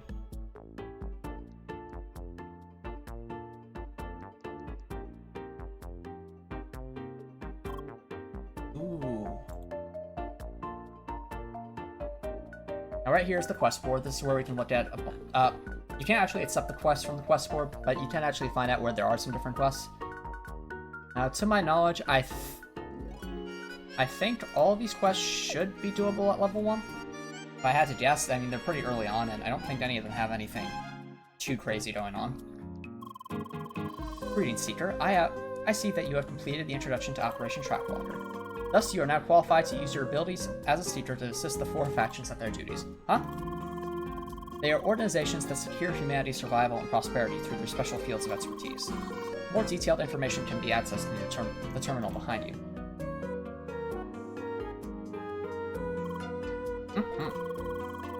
For now, you should know that each faction has a subdivision in Rookie Harbor, like in every settlement. To better understand our society and your place in it, you should get introduced to all of them. For this purpose, I will now issue an official assignment. Please accept. Right, for this assignment, we just have to visit all the HQs. Good. Visit the representative of every faction of Autumn's Rise and introduce yourself. Most of them to be found in their respective headquarters near the market at the western entrance. Though the HQ of the CTC is still inaccessible to new seekers, their ambassador can be found just outside this building. Once you have visited all of them, return to me to get your reward. Ooh.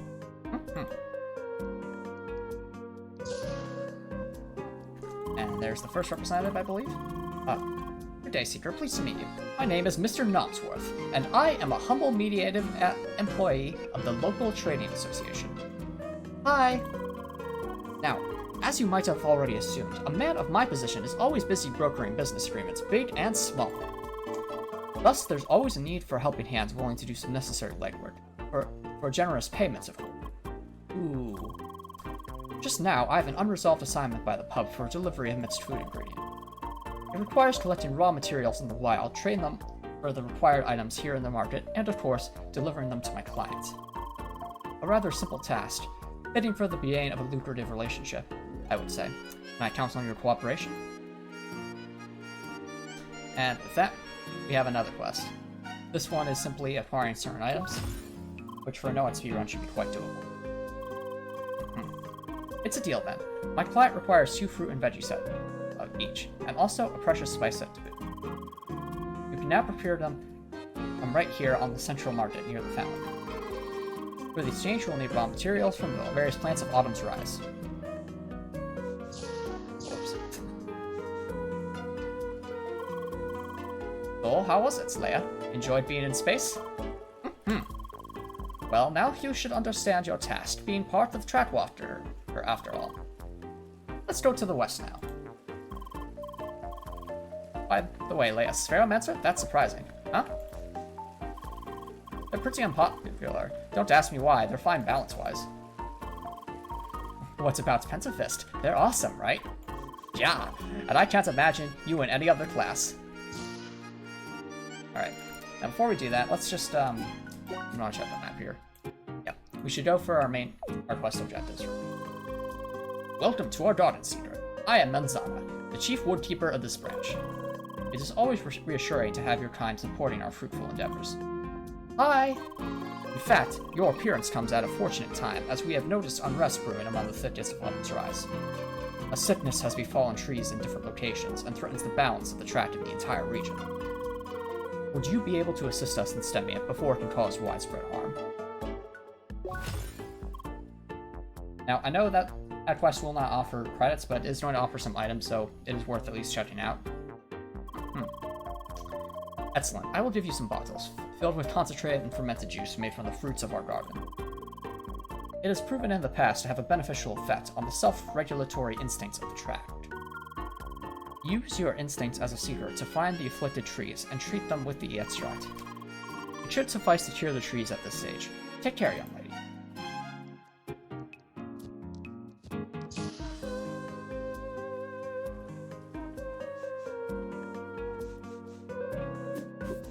Now, I believe that's the other guilds are around here somewhere. One is down here. Yep, there it is. Hey, Seeker. Nice meeting some valiant fresh blood around here. Hi! I would love to do some bonding with a fellow explorer, but right now there's a problem with one of our jobs. Tutos had just finished a detailed geographical survey that's supposed to serve as the basis for future expeditions. But then he had to get jumped by wildlife and lose the storage unit with all the data. That careless klutz. So, since you're here, could you help us out with that? A seeker should be more than qualified for that kind of task. Okay. Ooh, the weapons are reward. This is definitely a quest we'll want to do then. Any good equipment we can get is going to be valuable. Awesome! I'll transmit you the alleged location of the whole debacle, as you should be able to track the thing down. Just remember to mind your instincts as a seeker, and you'll be back here enjoying my company in no time. Let's continue on. Alright, yeah, so there's only one other request only one other HQ to go to. Before that, hello there, young lady. Could I interest you in some cool and delicious ice cream? Ooh. Well, unfortunately, we are out of stock right now. But if you bring me some fresh ice from Burden Trail, I could quickly produce new ice cream. So, could you bring me some Burden ice? About 5 should suffice. Okay. Yeah, this is a quest we can't complete until a bit later, but having some Burden ice cream might be helpful. So, might as well take it. Great. You can find Burden ice in the snowy parts of Burden Trail. Just continue down to the west until you reach the mountain area. Did they seriously ask you to fetch ice from a distant mountain? What is this, the Middle Ages?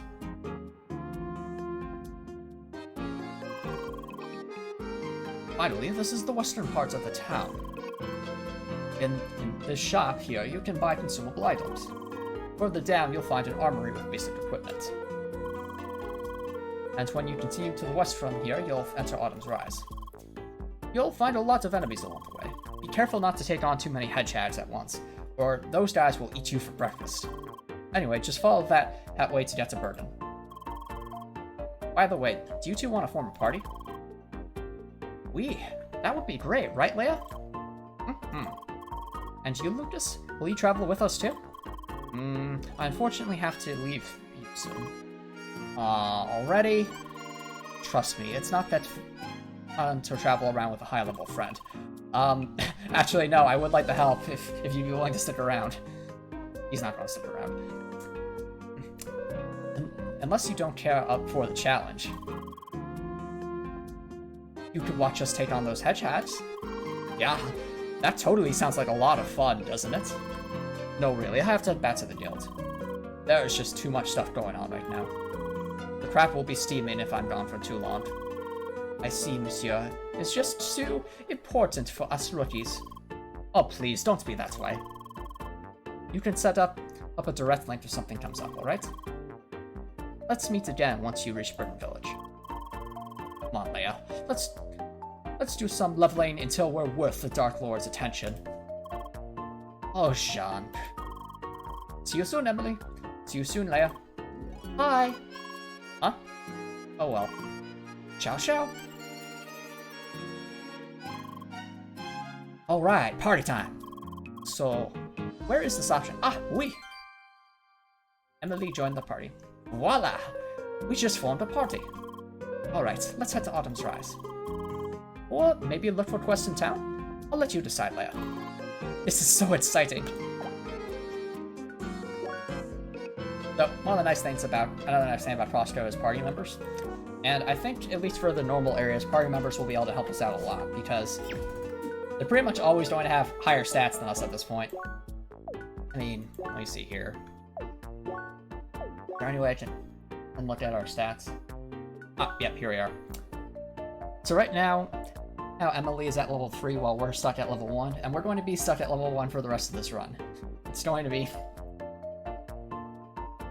I don't think Emily's going to be able to carry us, but she should at least be able to help out a lot in some of the fights. She's definitely at least going to do a lot more damage than we'll ever be able to do. I don't remember what this thing is. Hi! Howdy, partner!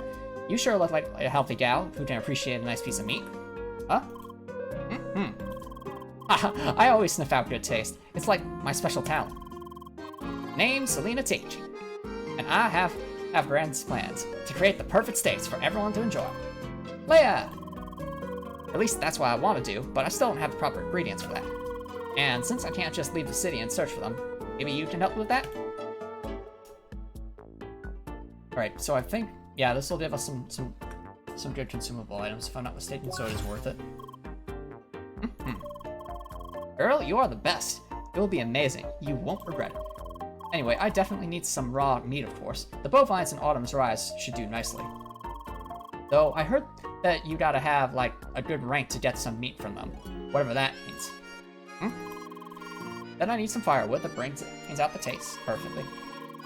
I don't know much about all the trees here, but let's bring me some very light and also some sharp wood. Huh? You should find both of them on a mountain somewhere. Good luck! Alright, I believe the last quest hub is actually up here. Yep. Ah, a seeker graces the plain old guard with her presence. Got some time off from solving ancient mysteries, do you? Ugh. Well, we could also use some help here in the city. One of our watchmen at the market called for reinforcements a moment ago. None of those fancy pack-walking adventures, I suppose. But matters of inner security are not to be taken lightly, yes? Ah. High sandwiches and just water. Those two items are pretty useful in general. High sandwiches are like better sandwiches. Sandwiches are healing. And just water cures status effect, so this sounds like a good quest to take. It's good to see a young seeker recognize the importance of even mundane tasks. You can find the guard in question in the central area of the marketplace near the Seeker Hub. Ask her about the problem and solve the case. And with that, we now have some different quests. Hopper Mitchell said, I must be nodding off a bit because I severely misheard mistake first. Yeah, that's also another thing you don't want to take out of context. But, oh, it woke you up, that's good.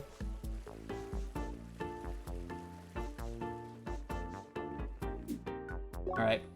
I think this is actually going to be a good place to take a break. So, I'm going to take a break to get some water. In the meantime, if you have any questions you want to ask me about the game in general, or just about life, feel free to ask. And with that, I'll be back in a little bit.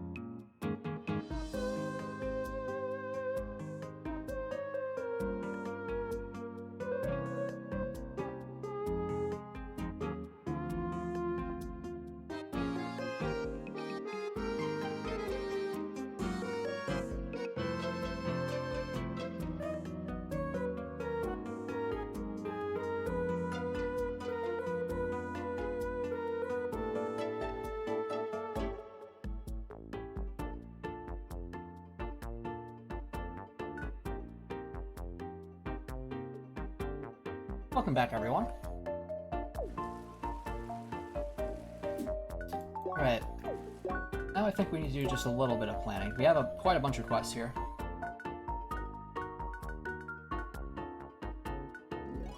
What I'm thinking right now is...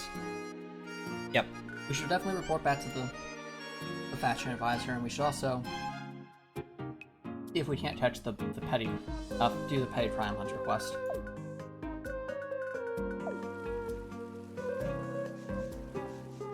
Let's start by getting our initial award.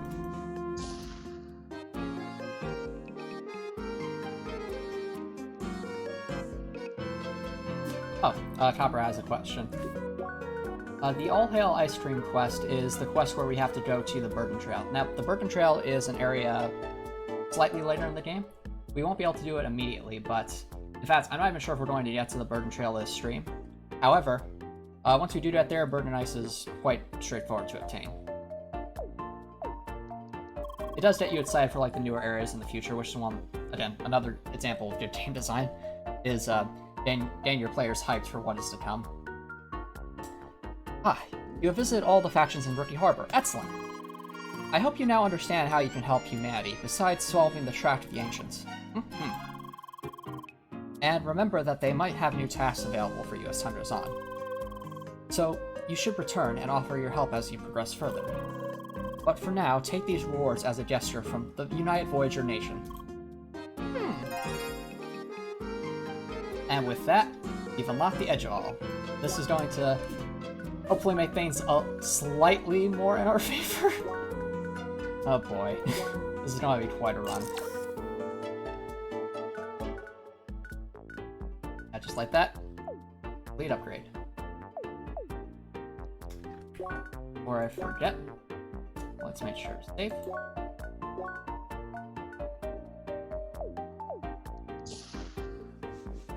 Yeah. Nope, continuing on. Copper Nicholson says, man, a lot of these guys look like statue people. Well, I mean, there's actually a reason for that. So, this is an indie game, which means it was developed by a smaller studio. And, as you notice, the amount of care and attention to detail in all the pixel art here is just, it's on another level. I mean, just look how beautiful these trees look, for example. They almost look like they're the tips of a paintbrush. And even like the little leaf effects, lots of good detail. Same thing with all the characters. However, because of that great attention to detail, and because they go all out on the character portraits, you have to imagine those character portraits take a lot of effort to do.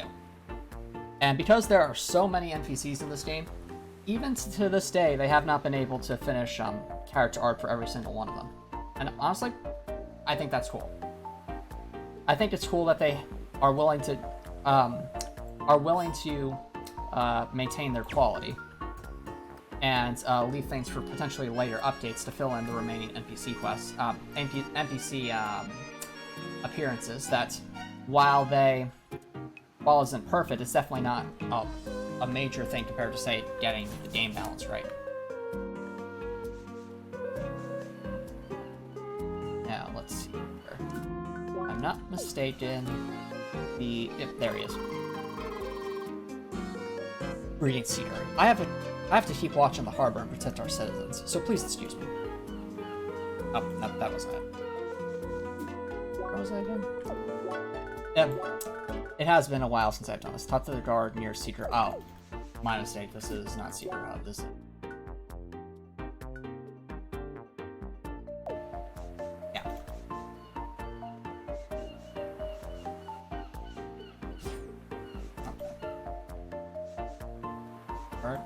Yeah, the Secret Hub, I believe, is the one up there.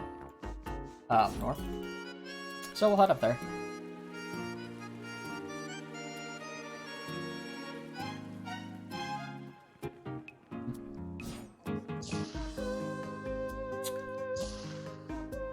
Seem to be missing something. Oh, there he is.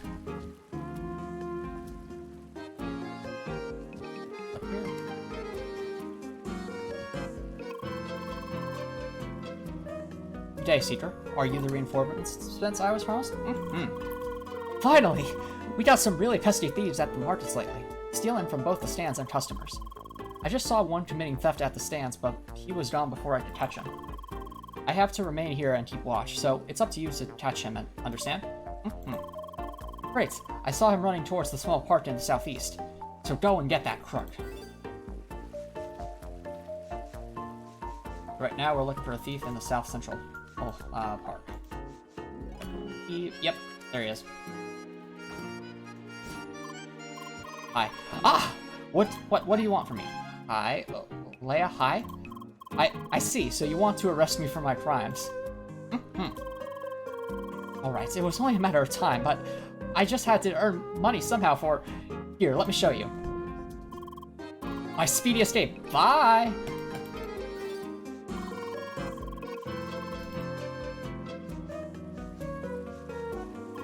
Yeah. So, right now we're just chasing a thief around. Pretty straightforward quest.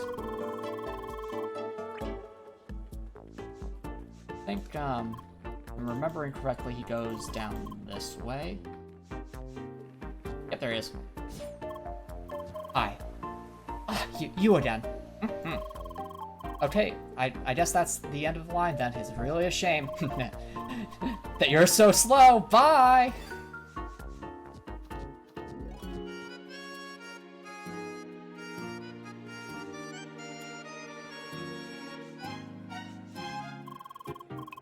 That mean scoundrel ran past you. You must have given him a solid spanking. Good job. Still not satisfied? Well, he ran towards Autumn's Rise if you want to whip him some more. Copper Nicholson. Never skip leg day. Also Copper Nicholson. Proof that all... Even though... Not necessarily. But it's important to... But in this case, this is obviously meant to be a petty thief.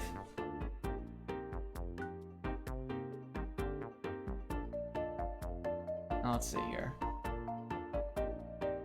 We've got, just trying to make sure that there aren't any other quests left to do in here. I don't think there are. Yeah, no. Okay. Alright, and with that, we're about to enter the first area of the game. And throughout the game, you'll see these gates. Without certain key items, you actually can't get past them without glitches. For the sake of this run, I will not be attempting those glitches, though I've never actually attempted them before.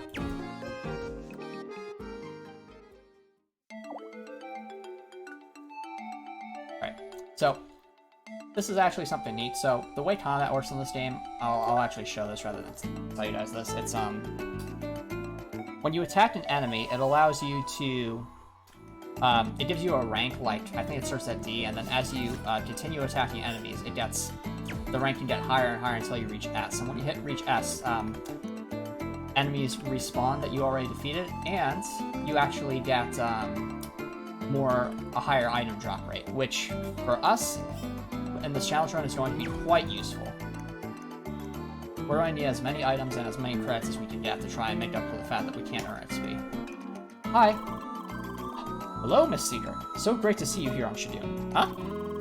As a humble part of our endeavor here, I am trying my best to aid Seekers. Ooh.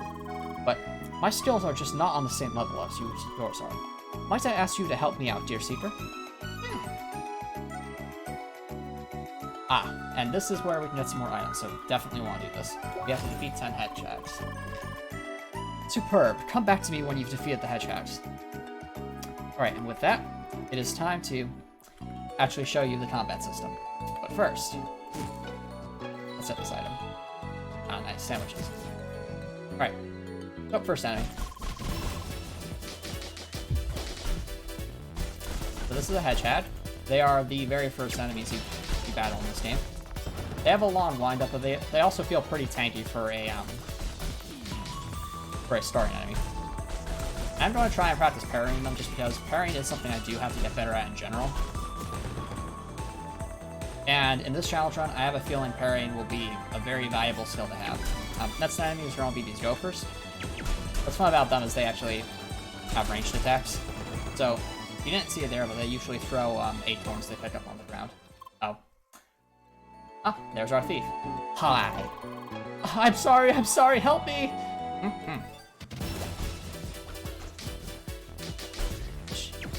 Chain that restarted everything. Oh well.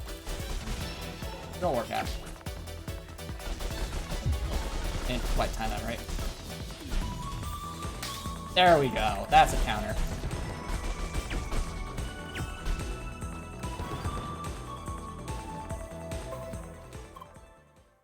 Hi. I am so sorry. For real this time. I'm serious. I'm out of smoke bombs anyway. Otherwise, those darn hedgehogs never would have gotten me. But maybe they've been sent by the Trat to show me the error of my ways? This time, I will turn myself in and atone for my crimes. Truly. So, if you will excuse me, you're coming with me.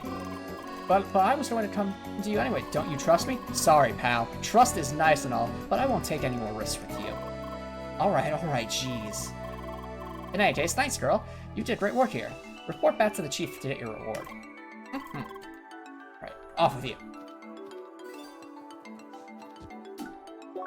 I'm thinking we should actually go back a bit later once we've done more of the other side quest objectives. So anyway, this is Autumn's Rise, starting the very first area we find in the game. And I think it has an absolutely gorgeous aesthetic with the autumn-like leaves and, of course, all the trees. It definitely has the sort of green hill zone slash, like, green level 1 kind of look to it, but it also has its own feel to it. It feels just kind of relaxing. And the song, like, this is one of my favorite songs of the entire game. Oh. Why, hello, Seeker. Hi. How very fortunate. I just finished my preparations, and even found the exact kind of seeker I was looking for. Good Seeker, I'm in desperate need of help. Huh? Yes. Wait, you're still here? Huh? That is most unexpected, I must say. People often rather choose to ignore me. I don't suppose you would like to help me. Oh, let me think. Yeah. Really? Splendid. Okay, I'll let me introduce myself first. I'm Henry the researcher. I study this fine moon's flora and fauna. What's your name? Leia. Fine name. Fine name indeed. I will remember it. You see, I want to gather some data for Autumn's Rise, but it seems that I alone can't gather everything I want. The Trat of the Ancients only allows seekers to find certain things. Huh? I compiled a list of things I need. First, I need some items and information on local wildlife. Additionally, I need a list of all the landmarks in this area. Finally, I need you to retrieve a probe I installed further ahead. I would be honored if you would help me gather all the intel. So, and thus starts the Henry quest line. So, this is actually a quest line that lasts for the entire game, or most of the game if I'm not mistaken. And I honestly don't know if we're going to be able to complete this one, because it gets really hard by the ending in a normal run. But the thing is, this quest at the very end actually rewards it's one of the few quests that rewards a skill point. So, it's definitely worth at least trying to complete. And so, basically, we have to do a bunch of different small quests to build up to the bigger quest. We have to look for plants, we have to battle all of the main enemies in this area, and of course, we have to visit all the landmarks, and finally, Henry will have left a probe in at some part of the main area. I believe it's in a cave somewhere, if I'm not mistaken, but I'm sure we'll find it. Copper Nudges, the nerdy guy creeps me out a little, like he spends 20 hours a day on his computer.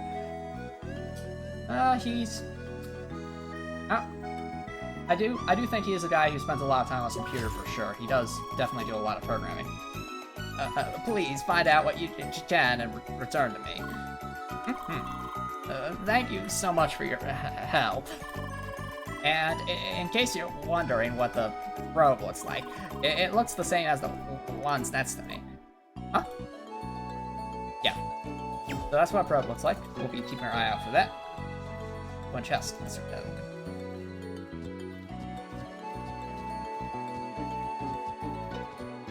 Yeah.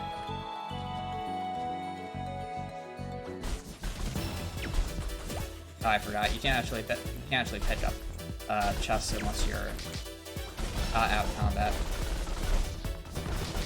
Which is actually an interesting thing to do, because if there were enemies guarding a chest, for example, like, and they might be aggressive, it would actually require you to defeat the enemies before you get at the chest, which is nice game design, for sure. Oh no, he fell down. Go down, Emily! You got this! Yeah! There we go. Nice.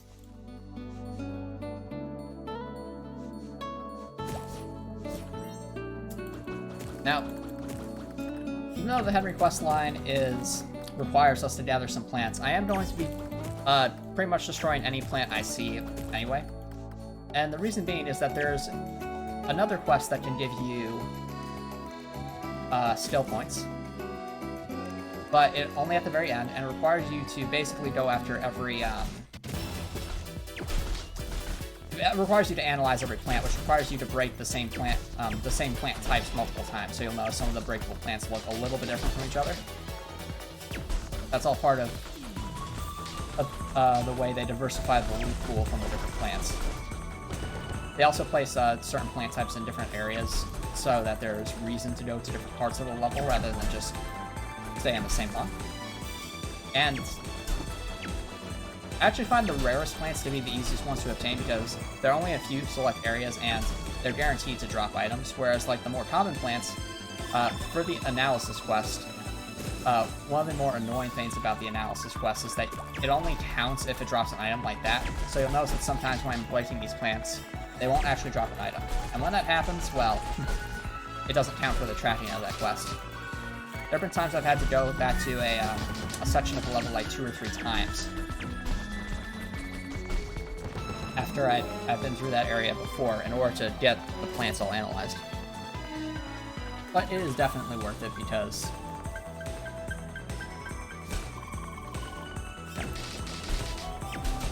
of the light at the end of the tunnel, so to speak. And I know for sure we can complete the quest because nowhere are there any plants that are impossible. At least I think we can gain all the plants pretty easily, even if we are stuck at level 1. As I don't believe you have to be in combat to reach any of them.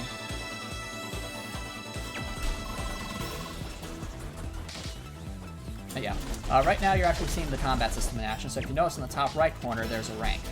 That rank, as I said earlier, tells us how good we're doing, and as we build it up by defeating more enemies, the loot pool, the loot drop rate gets a lot better. Now I am on low health, so I'm probably just going to finish these enemies off and then kind of call it there. Because if I get knocked out, I don't believe I'd have to keep all the... yeah, you don't keep the experience up here. I spoke too soon.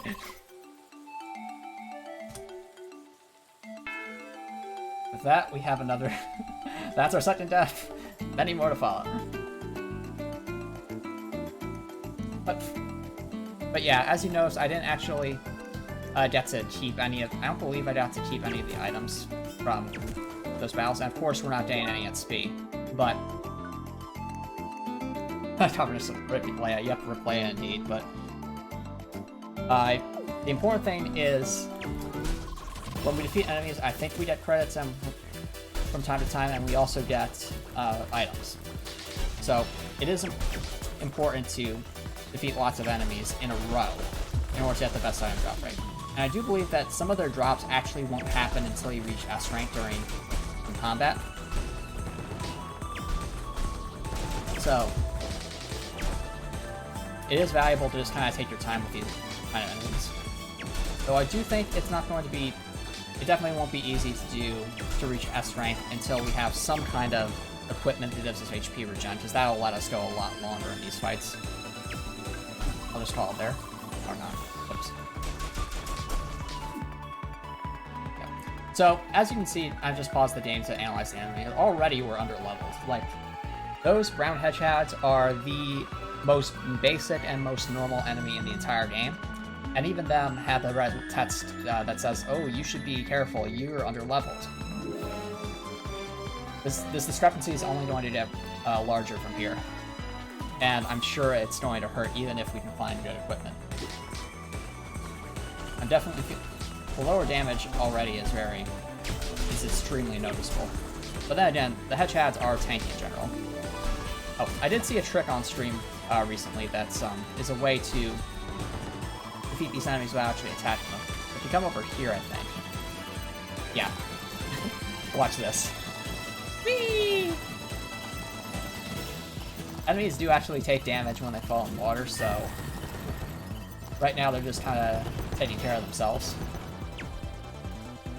And the thing is that water actually does a set amount of damage, so, to enemies. So, I have to imagine that in later areas, if there's a body of water we can make use of, we should definitely keep an eye out for that. As it would be a way for us to do consistent amounts of damage without being able to do much damage ourselves. I don't think that trick's going to work for most of the dungeons, but at least it'll help when we're grinding for some things.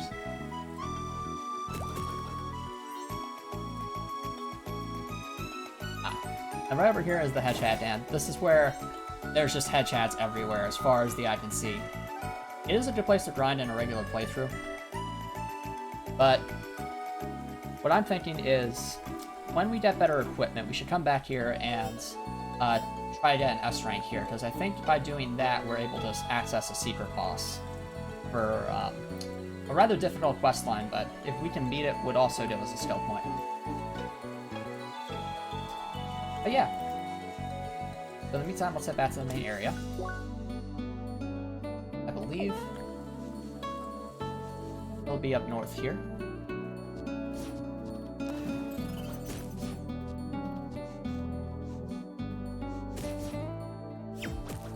Ah, that right there is actually a rarer looking plant. And rare plants guarantee a drop of some kind. So they're actually, like I was saying earlier, they're pretty easy to analyze once we get the quest to do that. But for now, we have to continue.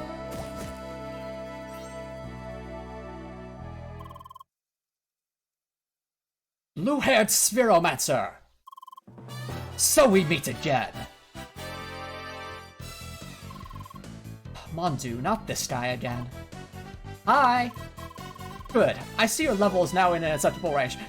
Okay. Oh, excuse me, Apollo. You were saying that our range was unacceptable at the tutorial, where the enemies are level 2. But now that the enemies are level 4 and level 9, you have the audacity to say that our level range is acceptable.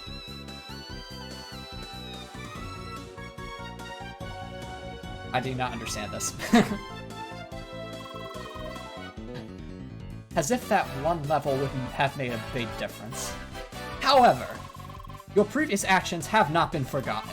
Being a cheater is bad as it is.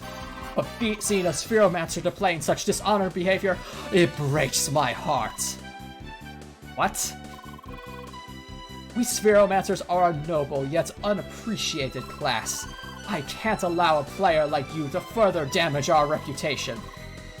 Wait, you're a Spheromancer too, right? Why, of course! Don't you see my striking crimson outfit? Oh! Pardon, I thought you were a triplater with all that green and pointy hair. It's my style! It's plain to see that fashion is beyond your grasp. Sure. Anyway, I'm talking to you, blue-haired Spheromancer. Leia, I challenge you to a duel. Wait, what? Come on, we just started playing. Of course, we won't do it right here and now. Let's have our duel at the entrance of Burden Trail. I'll test your skills properly, to make sure you don't use any more dishonest methods. Are you serious? Do you accept blue-haired Spheromancer? Good. I'll be waiting for you. And off he goes again. Are you sure it's okay to accept his challenge just like that? Fair court. It's your choice. But let's make sure you're well prepared. I want you to hit this guy's derriere. Come on, let's train. Emily, about that. There's one slight problem. Copper next to the then. Unfortunately, you can't swim this game, but he's a form of Genji. Yeah, Apollo does actually have that kind of look of Genji in a way, especially with the green outlines and kind of the aesthetic. Alright, but now we're in the run proper, I would say. The world's opened up to us at least a little bit. We can explore all of Autumn's Rise at this point. Or at least, no, we can explore most of Autumn's Rise at this point. It'll be our best interest to keep an eye out for chests, and of course, try to complete as many quests as we can.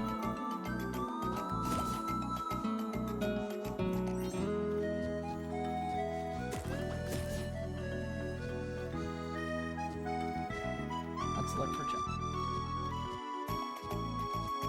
There's one. Alright.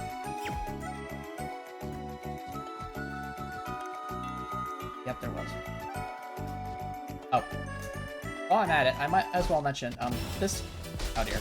Never mind. I'll bring it up after we're battling these guys. Right now I need to focus. Or at least attempt to focus.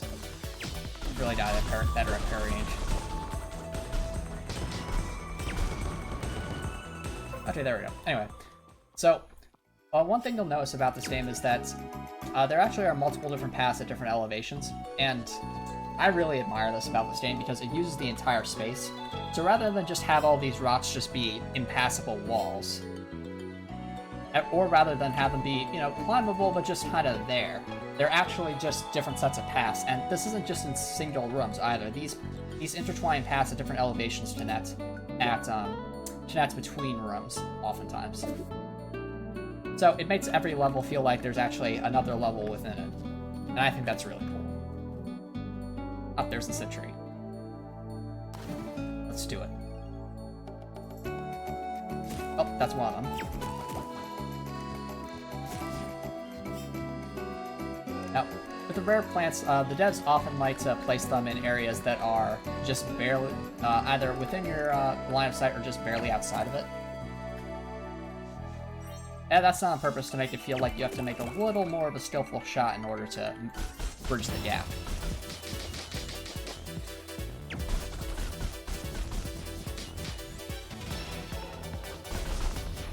Yeah. Copper Nicholson asks, but what about going underneath the platforms to find secret tunnels? I don't think... I'm trying to think if there are areas where you can go under... No, you can. There are bridges. I don't think there are secret tunnels per se, but there are definitely caverns. And the caverns, of course, are going to be like their own separate dungeons.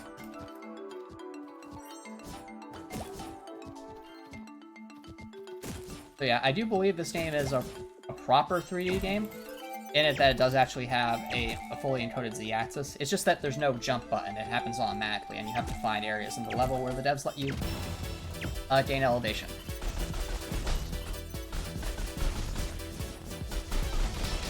But yeah. Dang it, this time.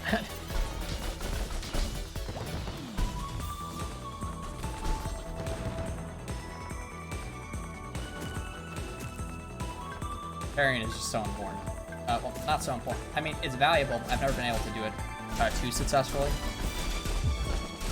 Or at least not unless I've been practicing a lot with it.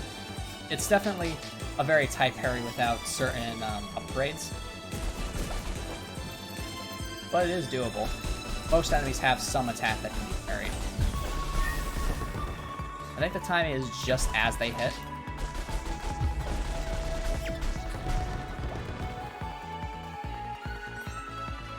And yeah.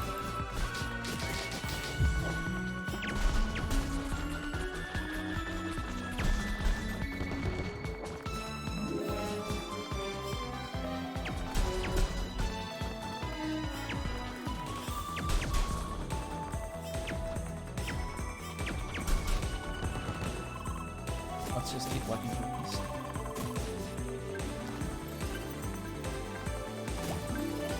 Alright, I think I'll have to call it there. I just don't have enough health. Yeah. Oh, there it is.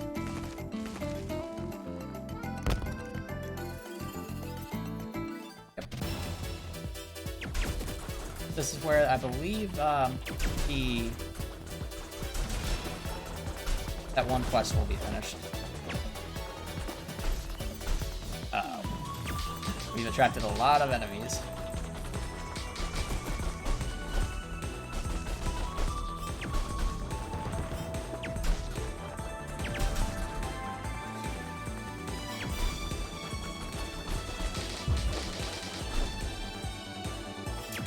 There's that up here.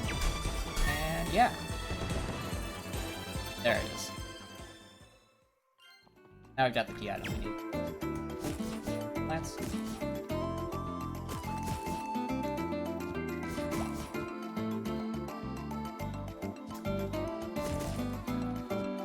So, I believe you mentioned earlier, Copper, that you've never actually played this game. What do you think of the visuals?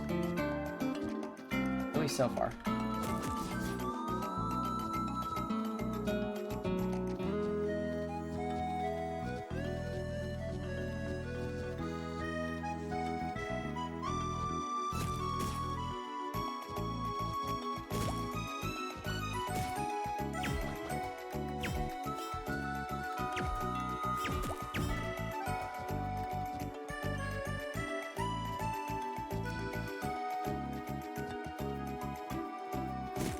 Grab some more plants.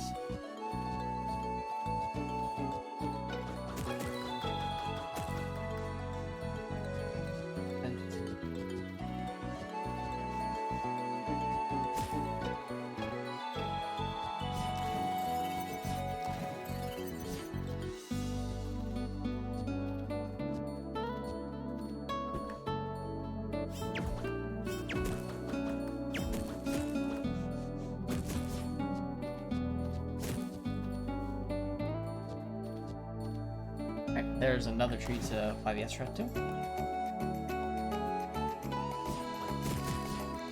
yeah. So let's see what else we got here. Oh, there's one of those enemies. I believe we have to defeat in order to... Yeah, we definitely have to defeat that for the quest line.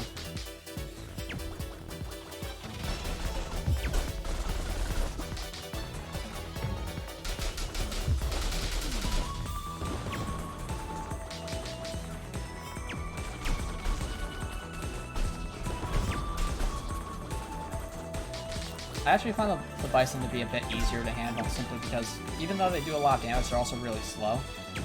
And their attacks are pretty easy to predict. And all you have to do to take them off guard is just lure them into any wall and that'll do it.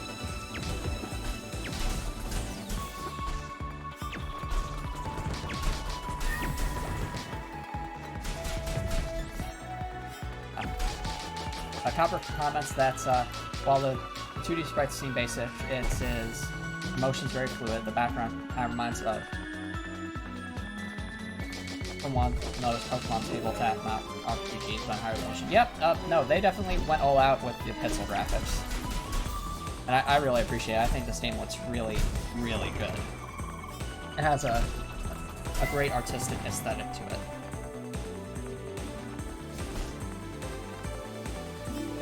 I do like even the little touches, like the leaves falling in the background and slowly disappearing. It makes you feel like it really is fall.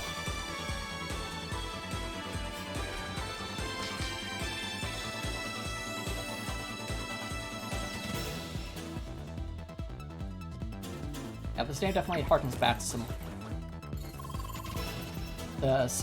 an older style of graphics, but that's okay. I think it's cool to see a retro look that has been given a modern take.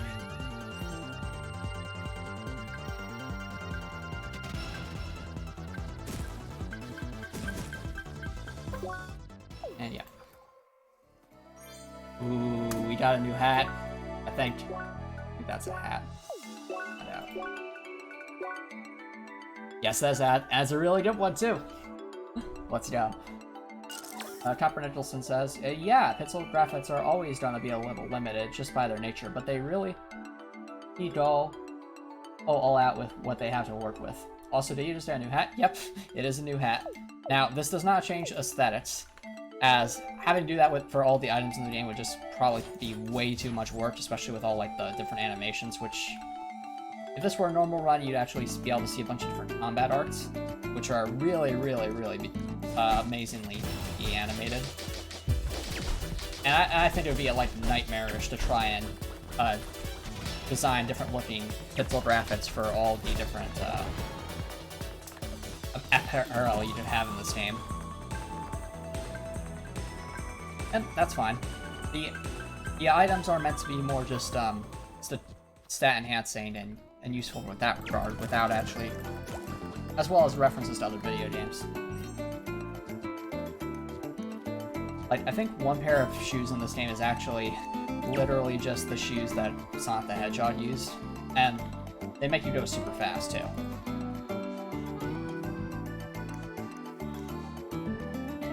And yeah.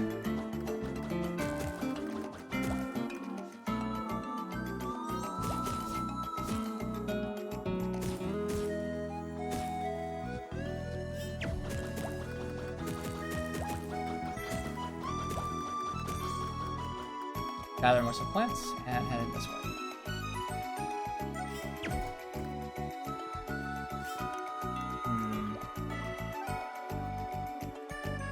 Now, I think there's a way to bypass this without going through the main puzzle. I'm just trying to remember if it was here or on the other side. Okay. Up. Maybe? Yeah. This game definitely has some, okay, no, it's not this side. I think it was the other side, but there's some, while in general the devs do a pretty good job of making sure you can't get into unusual areas by the fact that you don't have a jump button, there are still some objects that have collision detection that you can get on top of that you wouldn't really expect, like those stalagmites, for example. And unless it was patched out, it actually lets you skip a puzzle if you are able to make use of that.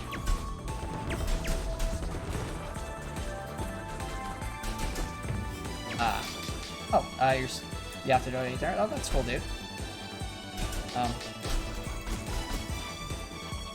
Go eat sustenance, it's important.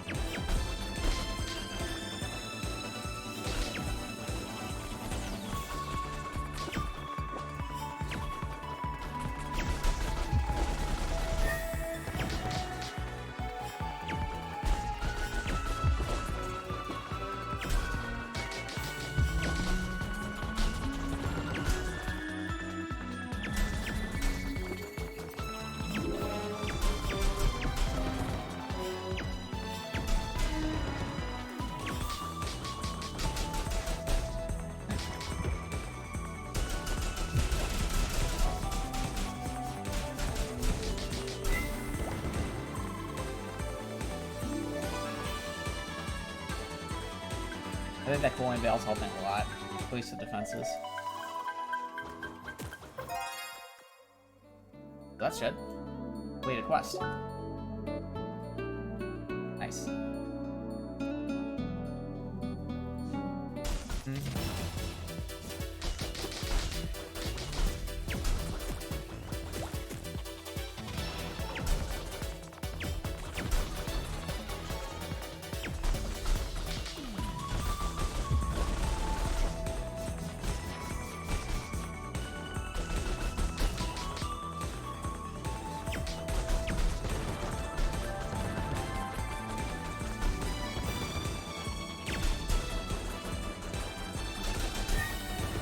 Alright, we got some done. That's good.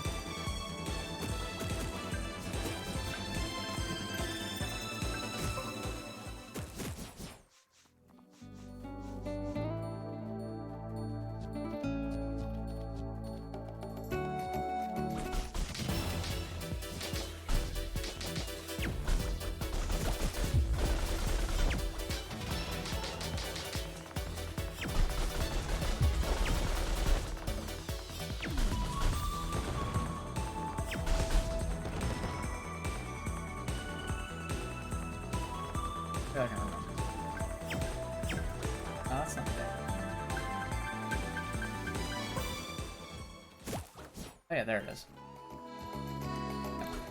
If I haven't said it already, I'll say it again. I really do enjoy the way this the levels in this game can use the Z-axis in order to give multiple layers to the different end routes within the level. But yeah, so that right there is actually a chest we won't be able to get until we get a certain key item. Just quite literally a key. Remember? Yep, there it is. Put a little stamp to remind that. Oh, that's another cool little thing. So, rather than just immediately tell us where every item is in the game, you actually have to manually put in and mark the map yourself for different things. And you can mark this however you see fit. You could give yourself little notes, indicators. The chest under here, of course, maybe some enemy indicators. I've used this quite a lot, actually, too. When I'm going through dungeons and see, like, a chest I can't open, it's good to make a note of that so to come back later.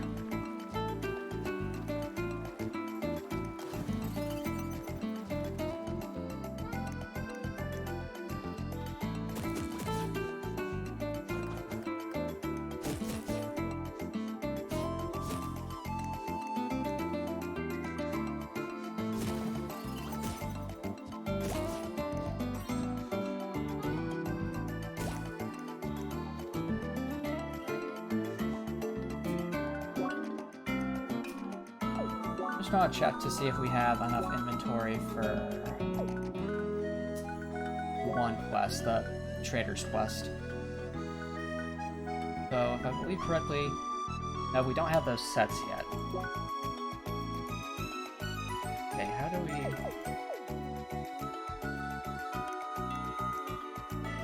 I do think we can start making it.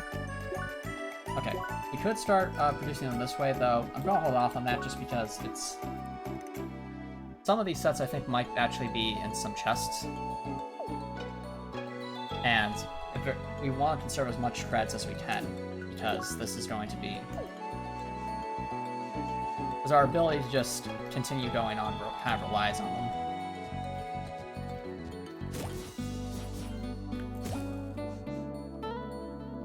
Let's see here.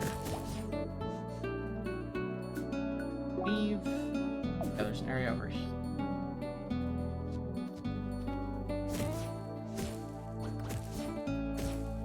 Yeah.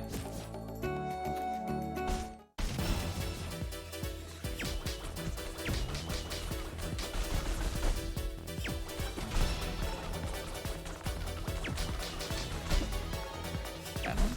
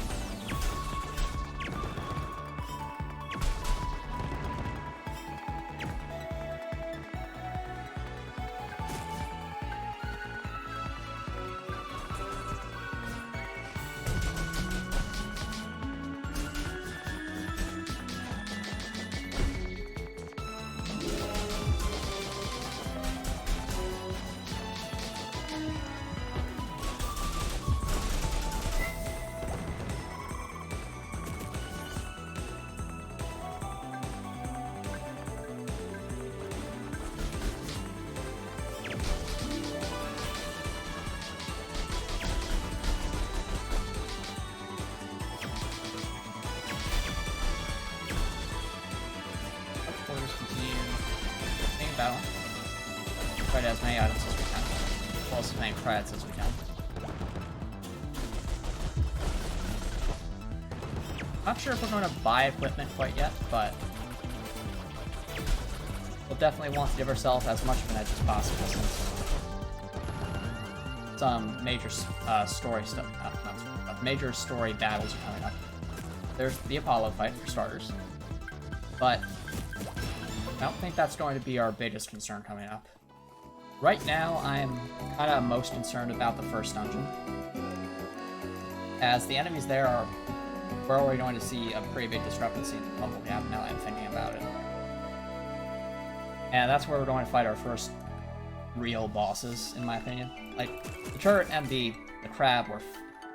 Don't get me wrong, they're bosses, but they're also meant to be teaching tools. But the bosses in the first dungeon are, I'd say, moderate difficulty on a normal run. They're probably a good challenge, but the main thing is they're definitely a leg up from the first set of bosses. That's what kind of has me concerned. I just hope that we can get I just hope we have equipment in time for that, as well as, or more importantly, that we have enough items stocked up. Consumable items are going to be extremely important in keeping us alive in battles, because we're only going to be able, I think we're only going to be able to do so much damage without leveling up, especially without combat arts or without access to most of the good combat arts. Okay, heal the tree east of Obelisk.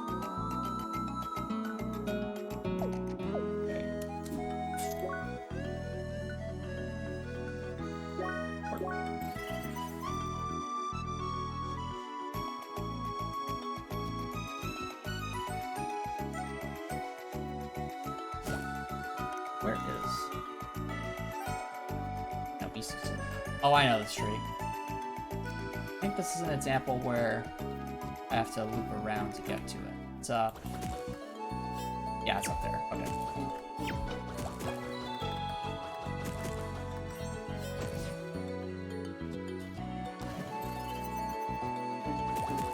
So earlier I was bringing up that these different paths at different elevations in the levels tend to loop over each other and overlap.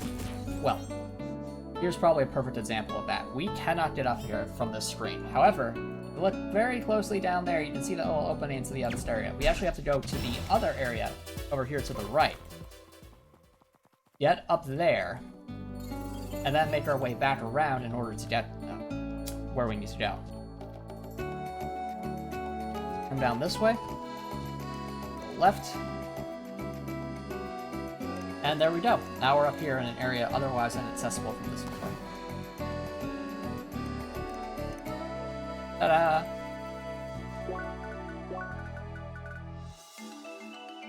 What else is there? Green pathway 3. I've been to pathway 3. Path. Ah, I think this one is also up high, if I'm not mistaken. It's over here. Yep, there it is.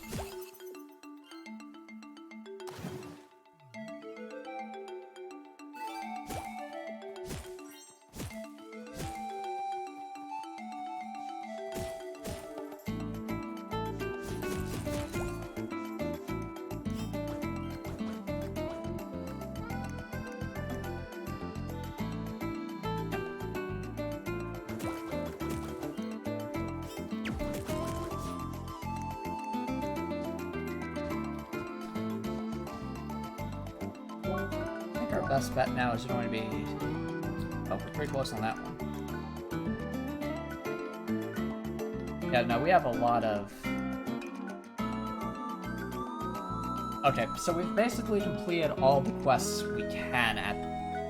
Well, not all the quests we can, but a lot of them. Particularly the quests at that are due at the starting area, so I'll actually head back there. So we can get some better items.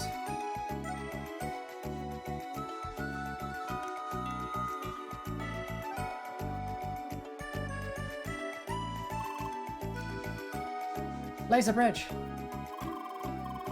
Wow, Miss Seeker, you really did it! Here's your rewards for it. Alright, and with that, got another Edgel and some Grasswalkers. Oh, another quest. Hello, Miss Seeker. Ready for another quest? I have more equipment as a reward. Ah, we kind of already did this one.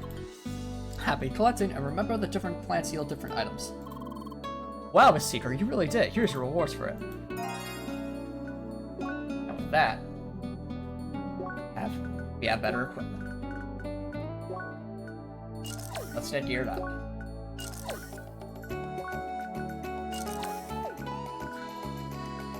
I think that's not be the best we can do for now, but actually no, I think we can do better. We just might need some credits.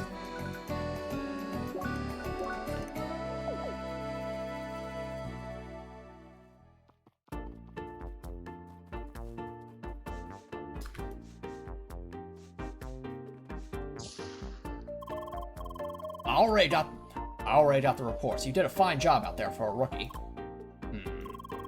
In any case, you are welcome to help us out again in the future. The rookie harbor guard is always busy. Nice.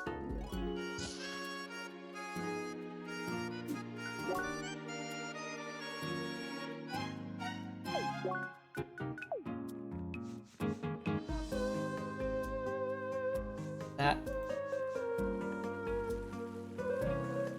have the sets to be checked.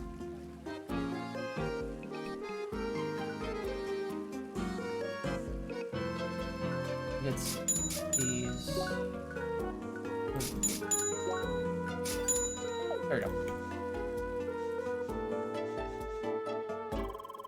I see you managed to get everything. Quickly, go to the pub at the beginner's arc and give it to the barkeep. First. Oh, I think I already did that. Yeah, I did that.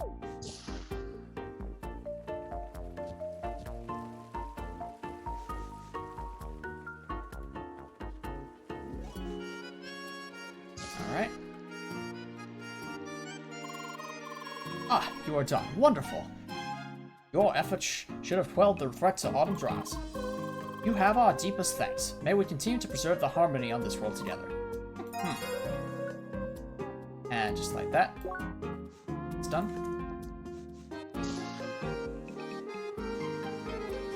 Now with one more.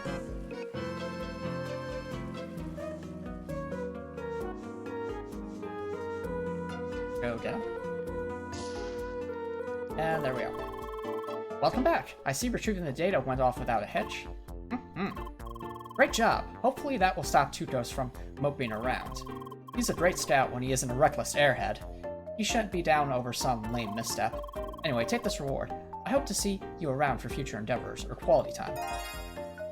Nice. Yeah, that was definitely worth it. We want as good equipment as we could get, regardless of situation.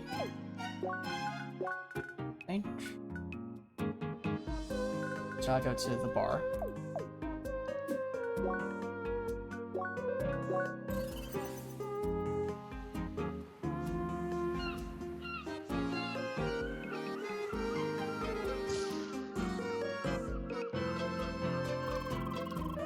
Oh, finally, another seeker visiting my humble establishment. Are you the one with the new supplies? About time. That Mr. Nomsworth promised me those ingredients hours ago. Makes me wonder why we even pay fancy paper pushers like him for just doing some calls anyway. Next time, I might just contact those doing the real work myself. Anyway, I'll send him a confirmation about the job. You better go back to him to get your reward. Yeah.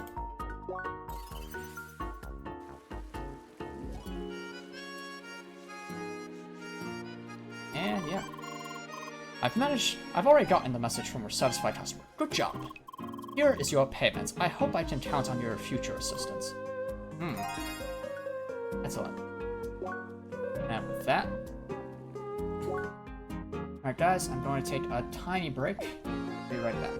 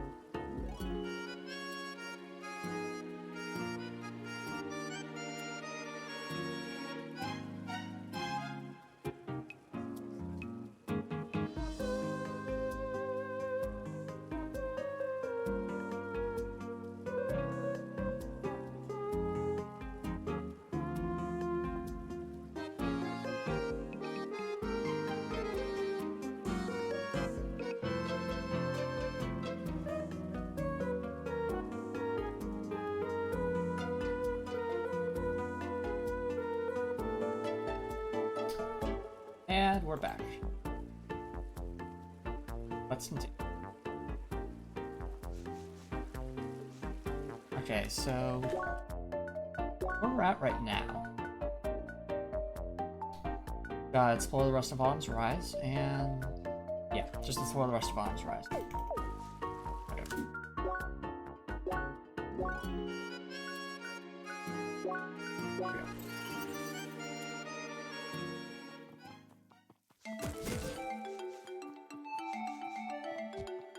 Might as well save one.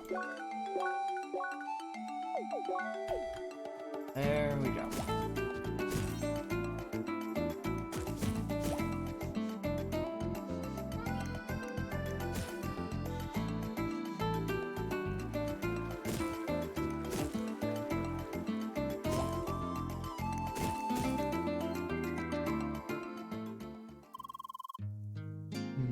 I hope we don't get lost around here. Ah, over there! Seems we have to head northwest to reach Burden Trail. I hope it's not too far. I will have to log out sooner or later, you see. Oh, don't worry. I'll stay until you beat up Mr. Grasshead. And please don't worry too much because of me. We have to make sure we're well trained, no? Alright then, c'est parti! That is right. We have been playing for a long while now. Anyway, I suppose there is still time for you to face that duel. Come on, Leia!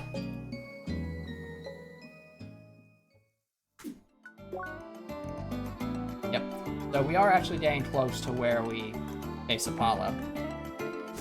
Thing is, I don't think I'm quite prepared for him right now. Our equipment's okay. I think if we went to the shops, we could get some more gear like this. I'm just kind of debating whether it's worth it because Apollo is... well, the way Apollo's fights work is that you don't actually have to win to progress. And I know that beating him at level 1 would be, with like this handicap, would be very difficult. But by that same token, part of me actually wants to try it just for the challenge. So I'm not really sure what to do there.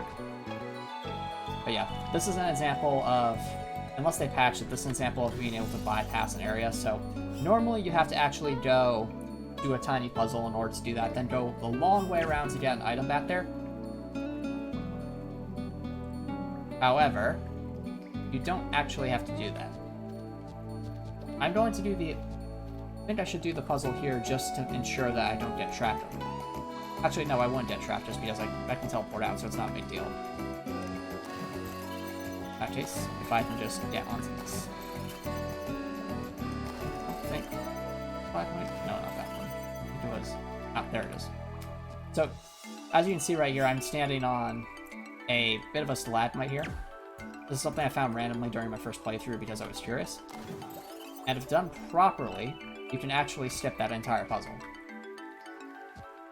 There we go. Puzzle skipped. Not sure if that's going to help us much, but... oh, no, that's a key item. It's for making something. As long as we can make it, it might be worth it. And we'll have to... out of here.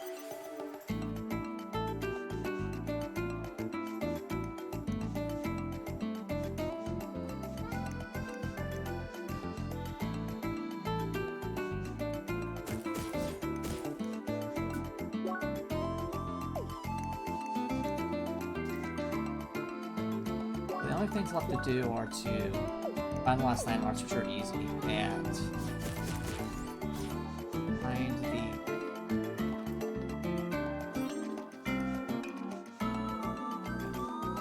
oh wait, I think I know where it is. It's in an off-road area somewhere, if I'm not mistaken. You might have actually passed by it earlier. I'll have to go check. But yeah. Exploring CrossCode. Looking for items. Ah. Oh. I remember you. Hi! There are many strange places in this world. Huh? Ugh. The developers love to put fun little Easter eggs all over the place. And I think that character's one of them.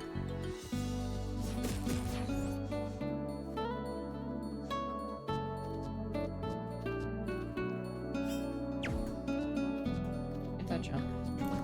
No, I can't. That's actually elevation.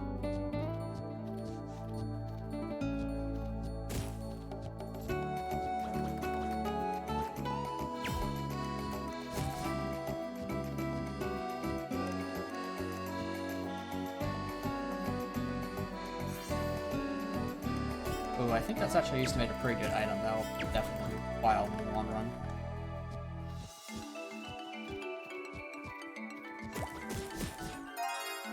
Ah, there we go. Yeah. Okay. Robe, I think. Okay. Yeah, the pro's either on Off-Road 2 or Off-Road 1, if I'm not mistaken.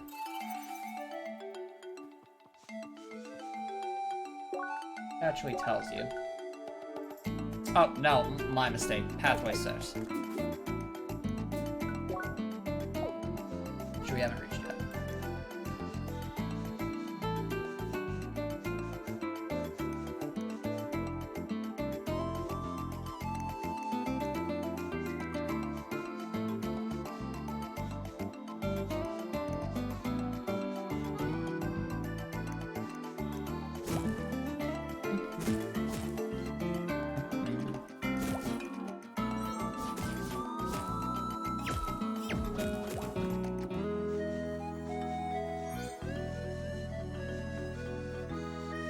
Oh, I remember this part. Look, I'll show you guys something. So,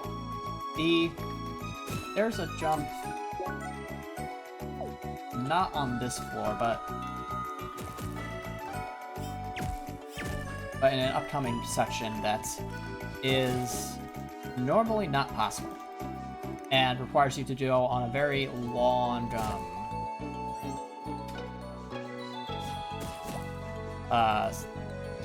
route across the tops of this area in order to reach it. However, yeah, it's not this screen, but the screen. No, it is the screen, just a bit further up. But you don't actually need to. You don't actually need to take that long route if you can do a long jump. The long jump is that thing I brought up earlier, where if you hop off a surface, then melee and right-click really quick, you actually get to get some extended distance out of your jump.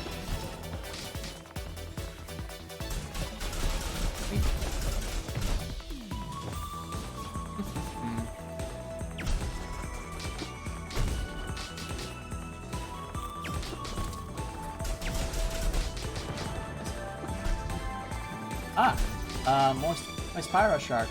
Art says, wow, thanks for joining. How are you doing tonight? Oh dear. We're actually not in a good spot right here. That's okay. Everything will work out.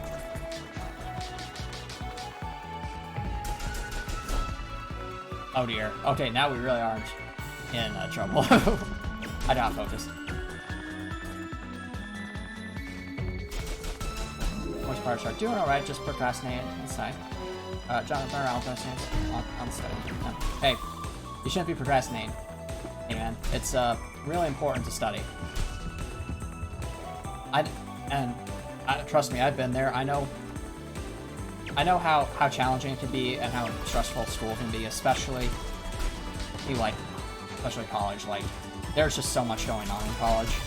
But by that same token, college is an opportunity to really learn a lot, and I feel like opportunities are best, if life gives you an opportunity, you should definitely go for it. In this case, I'm going to take the opportunity to learn from my mistake and not absentmindedly do my best not to absentmindedly throw the VRPs all around, as that might attract unwanted attention. But also, that's another death. I figured there. Yeah, I know, right? This Voice Pyro Shark rip. There's probably going to be a lot more deaths as this run continues, but I am surprised. Oh, I wouldn't say I'm surprised, but I'm amazed that we're already at 3. It's only going to go up from here. But you know what? For each one of those deaths, I think of it as we're falling, but we're getting back up, and that's the important part. Let it be a lesson as to how far we've come, not how far we've fallen.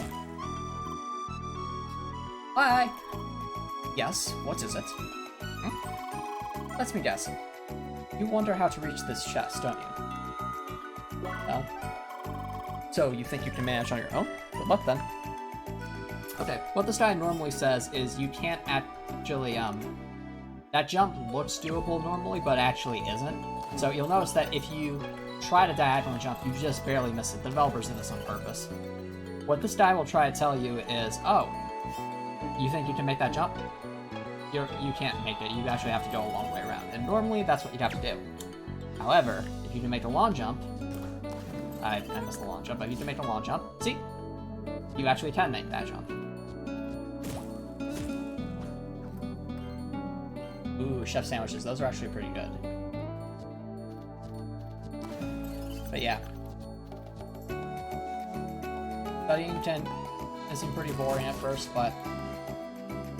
when I look back on it, it's definitely something that helped out a lot. Especially, not just with the exams, but also just as a good life practice. Because even now that I'm out of college, I'm actually finding that I have this desire to learn new things. And I really think that comes from just trying to study a lot. So, my advice to you, Moist Pyro Shark, is if you are studying, try to find a way to make it fun. And also, take like 5 to 10 minute breaks every once in a while, not to burn yourself out. Sometimes if I would try studying for like almost an hour straight, and that was a mistake. I'd actually would have retained more information if I had studied for maybe 20 to 30 minutes, took a little break, and then came back, because then at least I'm feeling a bit refreshed, and it'll be easier to retain that information.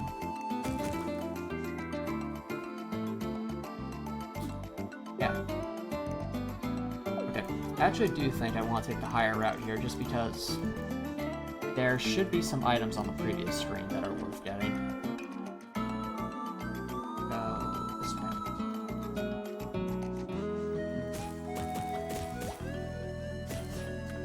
Oh yeah, it'd be like that. Out of curiosity, what are you referring to there, Moist Pyro Shark? Is it studying, or you mean like just searching around for different items? Oh, it's this guy. Hey, you! I'm one of the testers for this game. Oh. The devs asked me to test an almost finished new quest type, parkour. I'm kind of tired and you just came along, so you want to try it out? Nice! Good to see some enthusiasm. Alright, get this. You will start right next to me. When you touch this checkpoint, another will pop up. Your goal is to walk through every marker until you hit the last one. And the last one's over there. Boop. It will only appear after you hit the last normal marker. Yeah, I know, but it's more fun that way, right? Well, at least if you like running. Also, if you leave the map, all your progress is lost. Another bummer, I know. Anyway. Ready to try? Oh, I am. Voice Pyro Shark. Time to stop procrastinating. See you, Ant. Oh, that's good, Voice Pyro Shark. Have a great night. Best of luck with your studying. And yeah, thanks for dropping by. Awesome. As I said, just start by stepping on the first marker here. Okay. Before I do that. Well, actually, no, I should just do that. And now the test. Oh no. Here we go. This is actually a great quest for this run just because it doesn't require attacking any enemies. So, I think there's only one more of these. But when they come up, I definitely should be trying to do as many of them as possible. Because, again, they give us items and they don't require fighting enemies. So that checks the markers. And there it is! Can I just grab it real quick? Yeah. I'm probably going to fail the part 4 run at this point, because I've messed up twice already, but that's okay. If I mess up now, I'll just try again. Ah, you did it! Great job! And there was no sudden problem, right? No sudden shots or anything? Huh? Great. Great. Thanks a lot. Take this for your efforts. I hope we can meet again. So, you can help me again, you know? Ugh.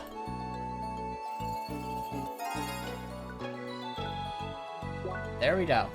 Free stuff.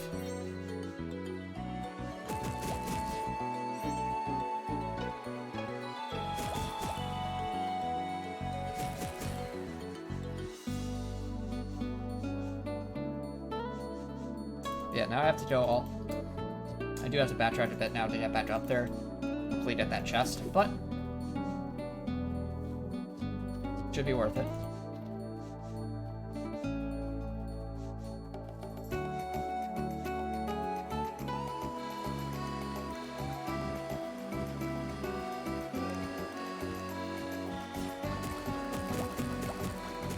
Alright, I am checking the time. It is 9:53.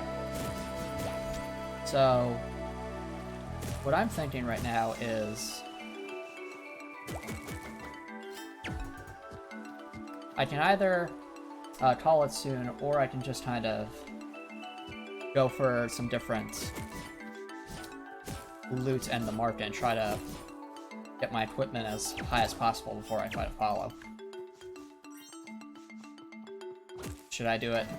Should I use those credits on some of this lower level gear if I might be able to purchase better gear later? That is it to know.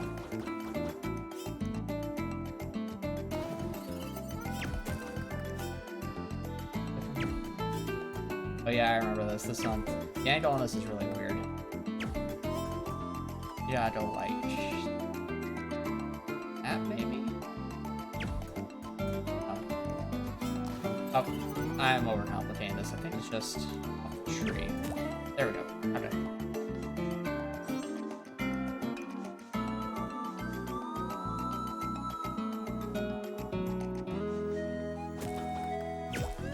Let's see here. So, what quest have I finished? I finished... Oh, I actually do have to walk up there to finish that quest. Okay. Here's what we're gonna do. We're gonna clear the previous screen by going up the top, finishing that little puzzle up there. Then we're going to...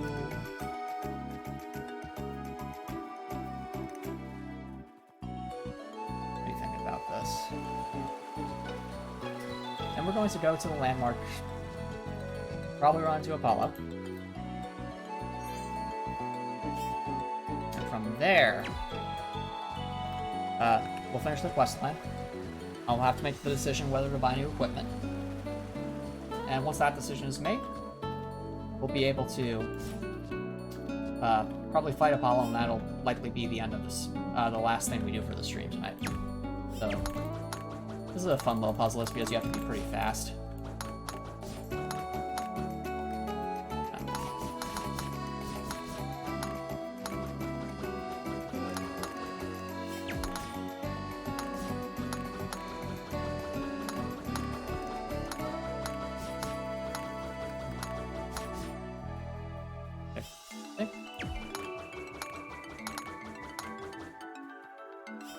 I gotta do an angle on that.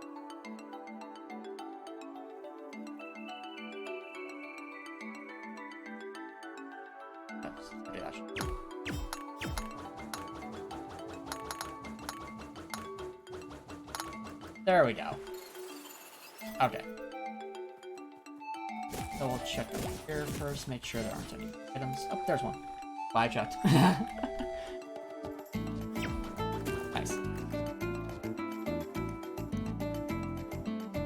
Now what we got left is...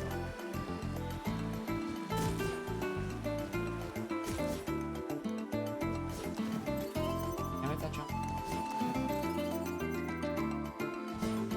Yes.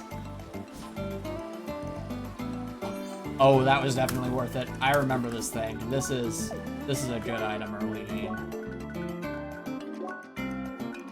Yes.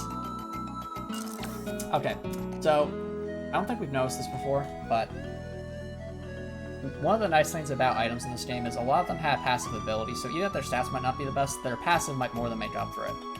In this case, the reason why I like the Assault Vest so much is because whenever we do a melee attack, it actually fires like this additional little wave projectile in front of it that does a fraction of the damage of your melee attack. And right there, that's the fraction, in this case 25%.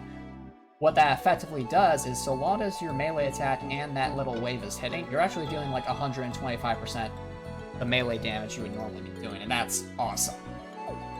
And for this run, I think equipment like that, equipment that boosts our attack and equipment that gives us health regeneration are going to be invaluable. And you can kind of see the wave thing there. So you see that little wave that's happening at our cursor? Yeah, that's the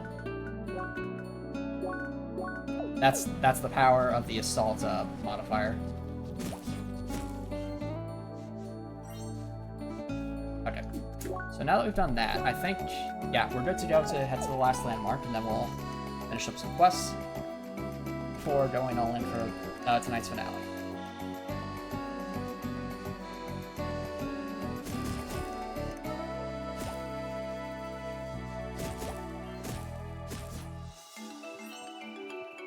Here. Yep.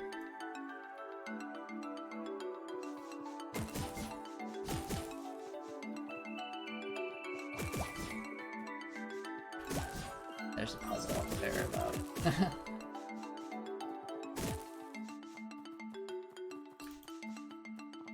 Oh, here she is. Hey! Pleased to meet you, girl. Hi! Are y'all interested in plants too? They got some mighty strange doohickeys inside, don't you think? Huh? Well, I'm Tallulah Lips. I've taken a notion to finding and then analyzing as many as I can. Well, that's turned out to be a lot harder than I expected. See, getting at what's inside seems to only be doable by seekers. I can only collect what they can bring me. Oh. Might y'all be interested in getting me a hand? Alright, and this right here is the quest we want.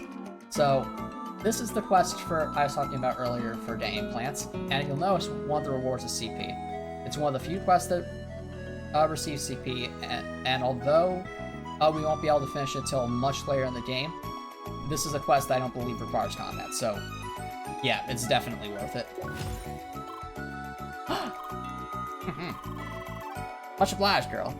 There's my kind, y'all. First, let me give you all this here. Just a flora obtained. This handy little gizmo will help y'all keep track of your progress. Just keep hitting them plants and analyze them by getting them doohickeys.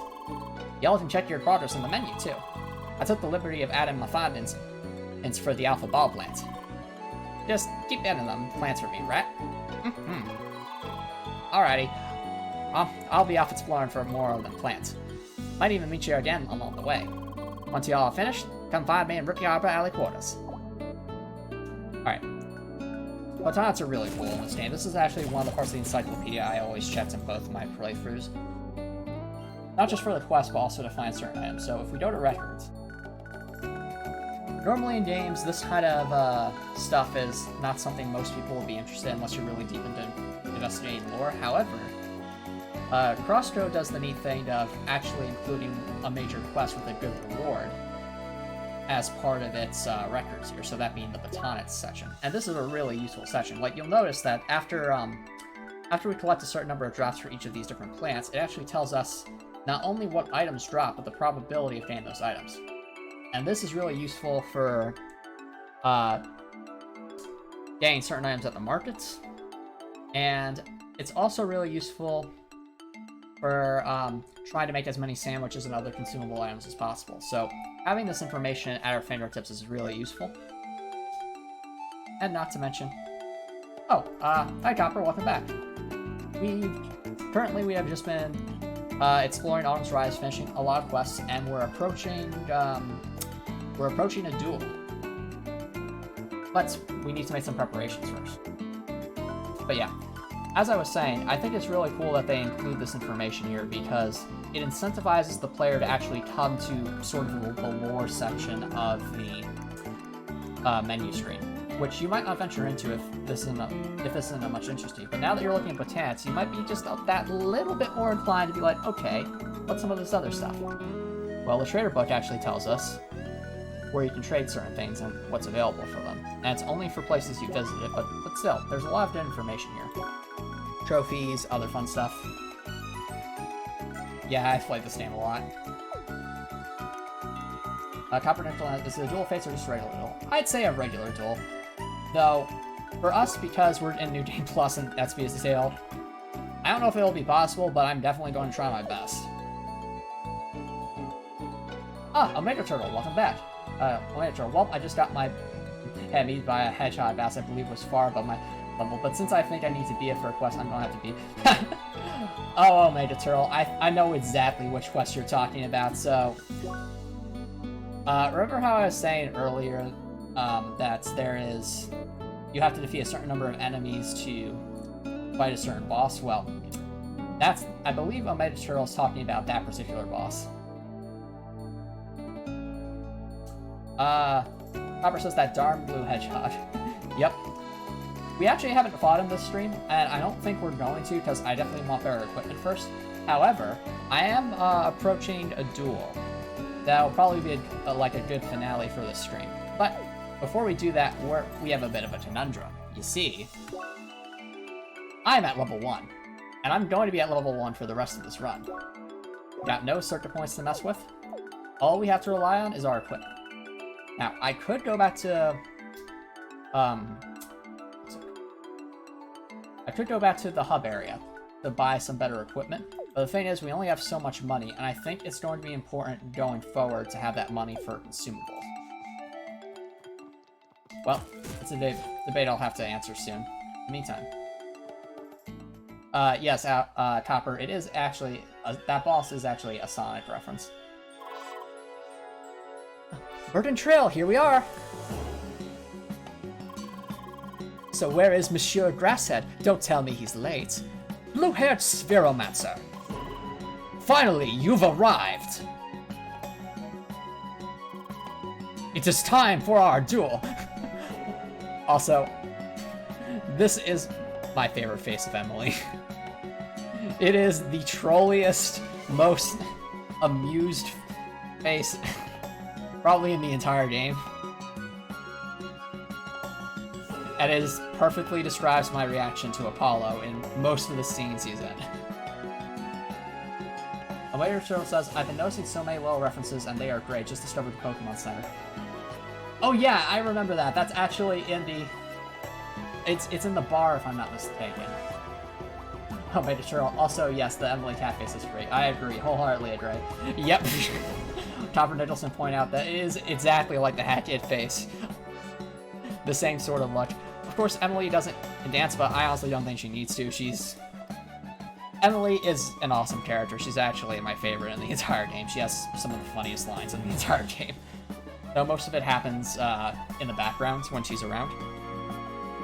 But, yeah, where was I? Oh, yeah. It is time for our duel. As for the location, this place here is just perfect. Isn't it kinda crowded here? Why, that's exactly the point! People should witness the grace of the Spheromancer's fighting style. Apollo. I don't think Leia's going to be able to do anything graceful at level 1. Ooh. I see. Now there is no reason to rush. Prepare yourself, and tell me when you're ready to start. Oh, and speaking of references, I think that's a Fire Emblem reference. and don't even think about chickening out. Hell no. We're gonna show you. Emily, I don't think... She's gonna do so well against you. Emily, I hate to break this to you. She's gonna kick your derriere. I hope you're not disappointed. Must I remind you of the definition of a duel? It's Spheromancer versus Spheromancer. No Pentafist. Do you think we should get an Obsession to follow? An Exception? I'm sorry, an Exception? Oui, I know. I'm gonna watch it as Leia beats you up. I hope. Anyway, just talk to me when you're ready. Okay.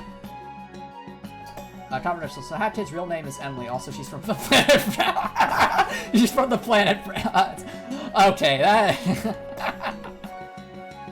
that's really close. Going already? You accepted the duel. I'm waiting. Ah. Come on, Leia. Monsieur is waiting for his beating.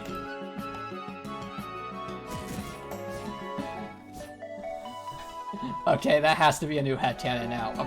If anyone has ever played A Hat in Time, you play as this small brown-haired girl in space who's actually an alien, collecting different timepieces. She does this little dance where she has the same kind of, like, cat face that Emily had just earlier. And she does this hilarious dance just to be like, I don't care about anything, or to troll other people. What Copper's suggesting is that Emily might actually be just Hat Kid. That Hat Kid is from Planet France. That's great. Hiya. Hi! Are you a new player too? Great. I mean, could you help me with something? See, I need equipment. Bronze mail. They offer it in the army off Rookie Harbor. I teleport back to the city and buy it myself at sea. I hate towns! They're always so crowded, so many people, signs, and noises, I can't take it! So, could you please buy a bronze mail for me in Rookie Harbor? Of course, I'll pay you back, so, pretty please? Sure, I think this is, I think we'll actually make a profit off of this, so bronze mail, I think is less than 1,200.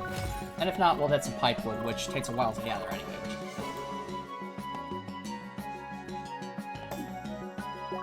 So let's go, yep, now we're at the beginning of the Bergen Trail. First, we gotta head back to Rookie Harbor.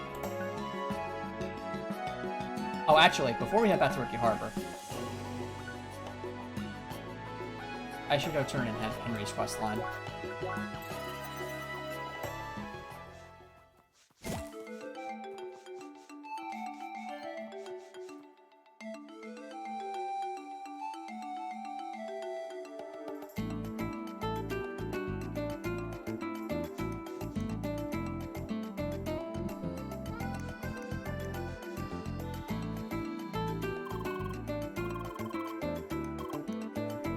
Oh, did I not? I didn't, did I? Oh, no, that's... I know what I did wrong. There's another, landmark here that I forgot to get the, well, I forgot to proc. And it's actually a pretty easy one, so come over here. You go north a bit. I think this is the landmark? Am I doing this wrong? Might have been north of Pathway 1 now that I'm thinking about it.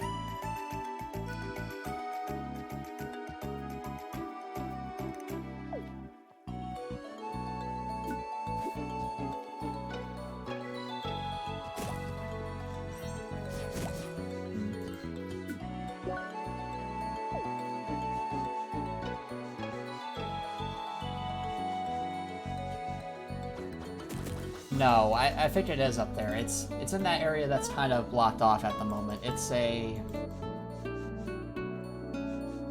how do I describe it? It's an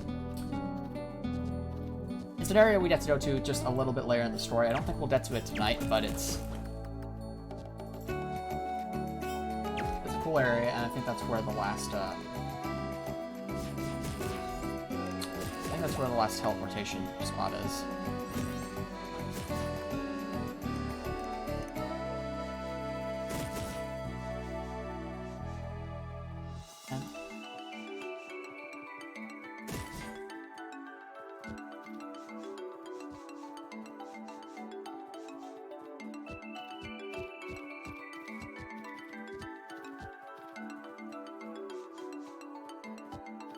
this way. Oh, no, I think it's over here to the right somewhere. Oh, there it is. I see it.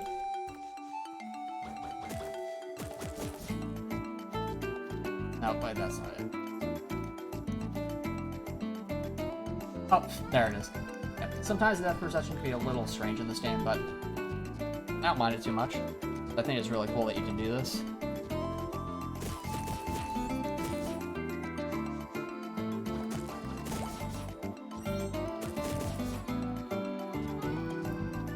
Right. I believe there's a switch on the other side of this river.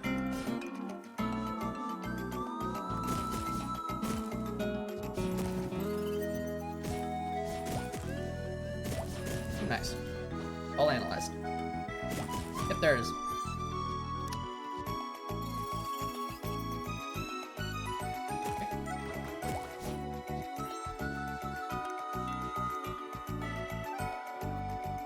There.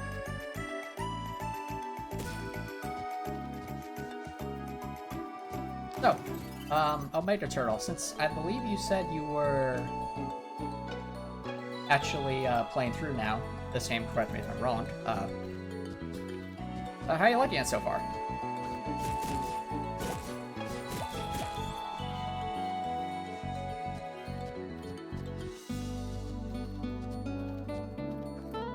There we go. Master Ball.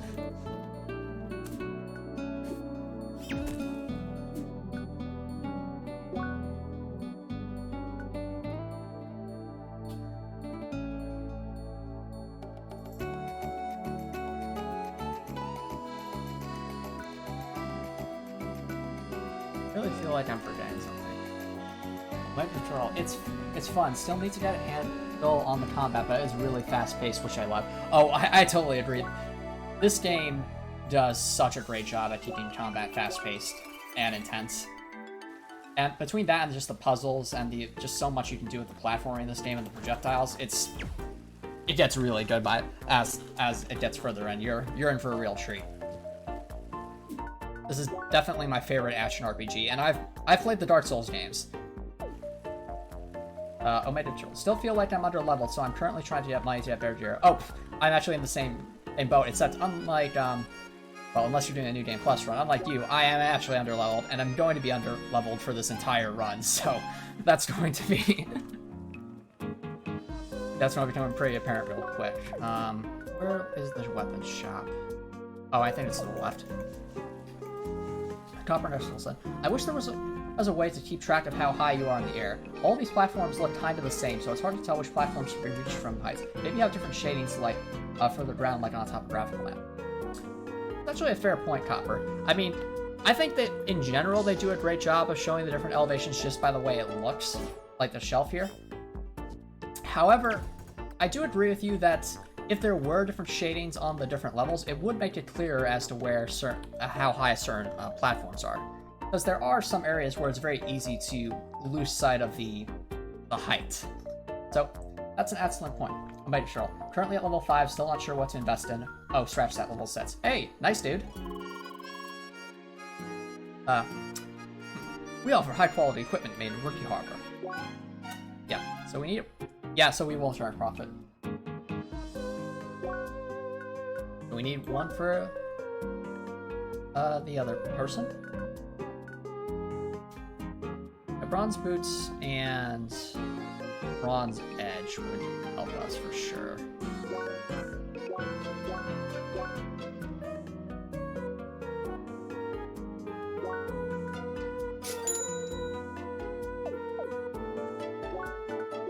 Right. So yeah, I'd say early game. I actually think early game, because you probably still have skills to play with, you're actually better off just kind of holding off on your money. Because there are better items that can be found not too much further without much, at least before the first dungeon. But if you're still feeling like you need a little bit of an extra boost, the bronze items you can get at the main area at the beginning aren't bad.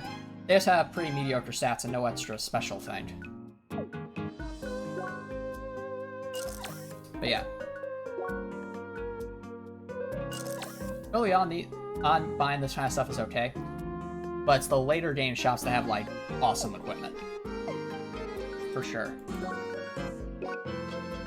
So, but in order to get a lot of these awesome equipment in the later shops, you need special items, some of which are key items. So it's actually really important to continue exploring the game in order to get the best items in the game. Yeah. I'll power back to Burden Trail. Oh wait, I think I know where... Did they leave... One of these areas... There it is! I walked right past it. Okay, we can actually finish the Henry quest now. Go take care of that. First, I saw a puzzle. I need to solve it.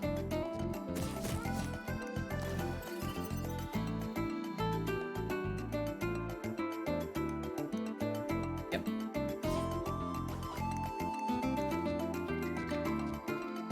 Before I do that.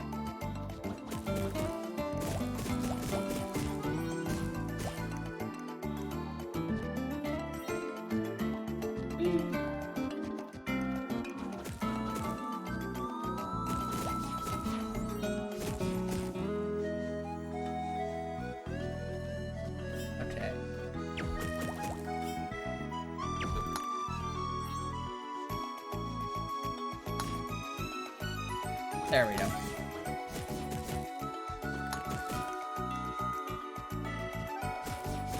Oh, another thing is, there's certain items in the game that actually aren't used for anything other than to earn gold, and they're worth a lot.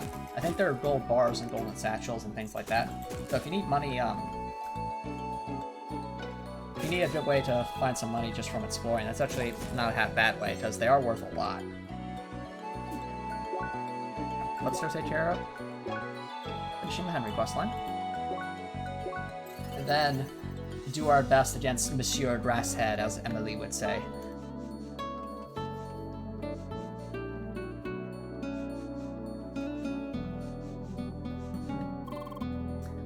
Welcome back, Leia. Were you able to find all the data I requested? I'm here to report. Yep, glad to be of service. Marvelous. I don't know what to say. With this, I might be able to piece it together how they made this area. The ancients, I mean. Here, take this. I'm looking forward to working with you again. If you want to, that is. Excellent. Alright. Now we're getting down to the nitty-gritty of this first, This is chapter 2? No, it's chapter 3, actually. Wow. Yeah, the later chapters are a lot longer than this. Which is fine, I like that this is a very long game. Oh, yeah. Oh, is that the bronze medal you bought for me? Thank you so much! Here, I'll pay you back the price, plus some extra. And also some items I found in Burden Trail. It's not much, but maybe you can use it. I gotta go now. Thanks again! Ta-da! Okay. So... sandwiches, that's not really going to help us.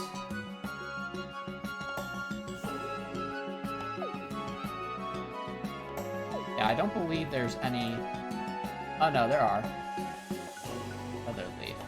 Only found Burden Trail, yeah. So, yeah, some items in this game you actually need to...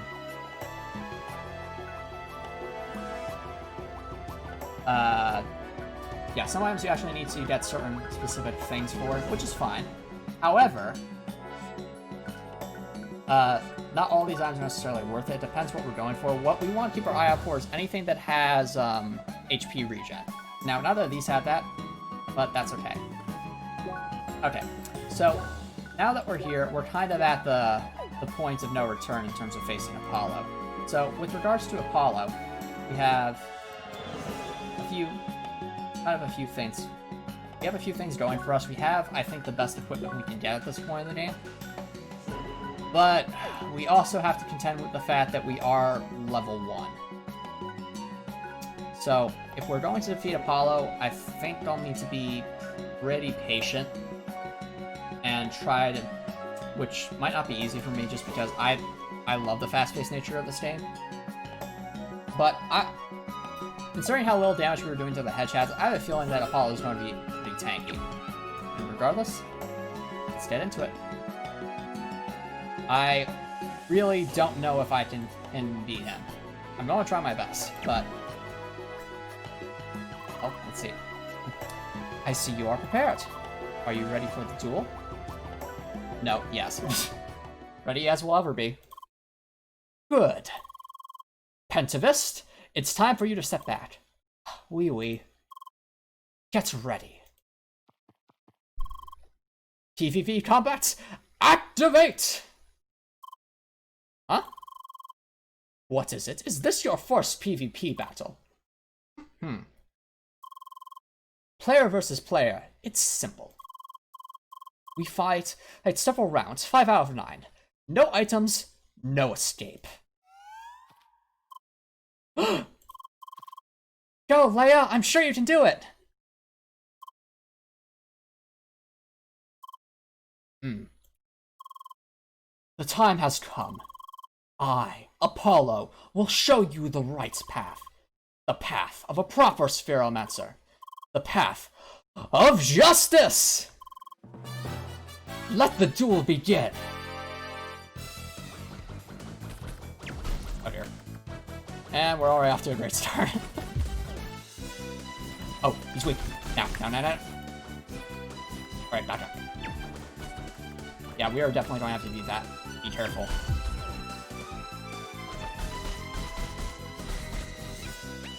Now, if I could even beat him once, I'd be impressed, just because his attacks do so much damage.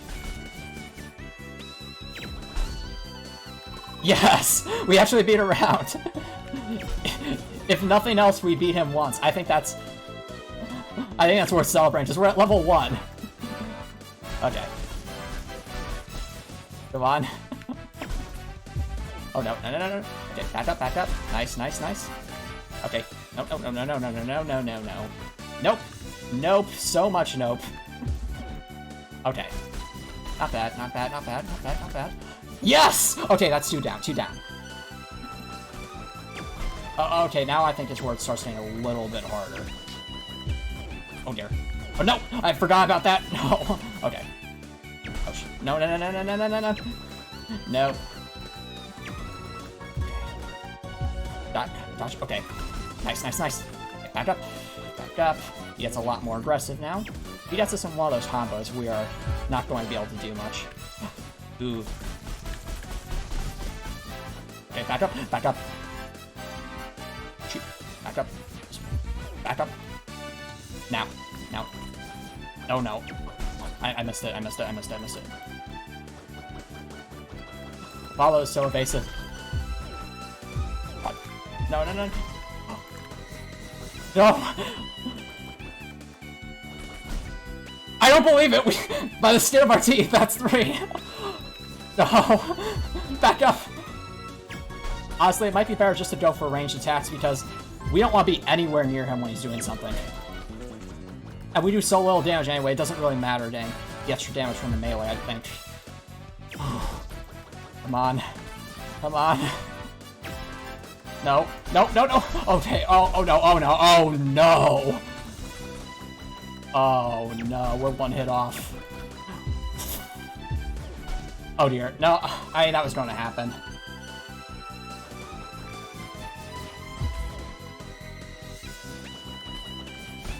Back up. No! I forgot about that.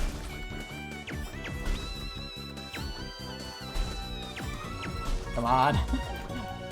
Stop. Okay. No, we gotta stay back. Just back up. Back up. Yes! That's 4! We're so close. This is where I think he steps things up, so I gotta be really, really cautious.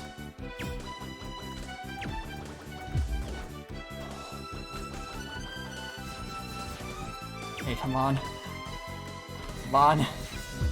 No. Okay. Nice. Dodge. Oh dear. I parried that? I don't believe it.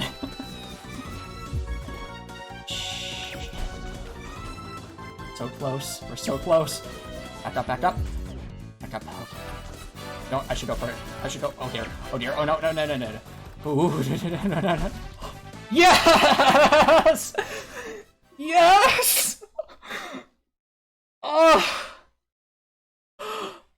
I don't believe it. I honestly can't believe it. We're level 1. And we actually beat him.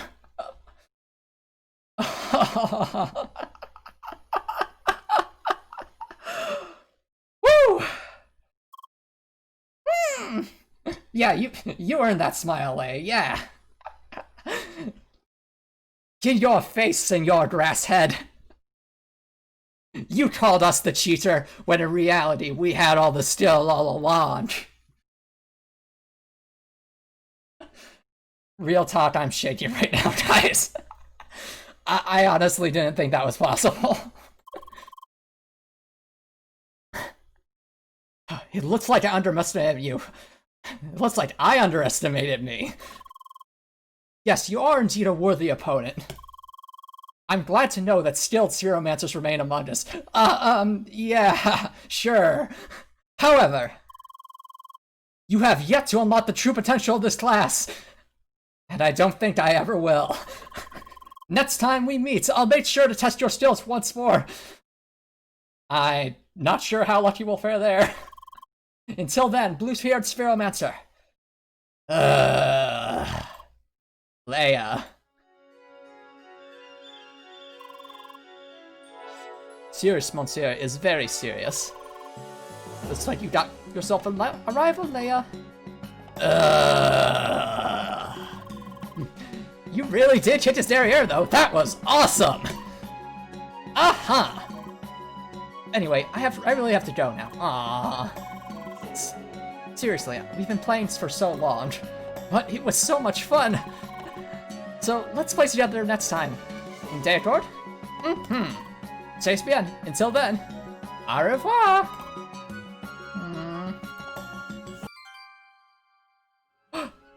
Oh, I forgot about this. New word embedded.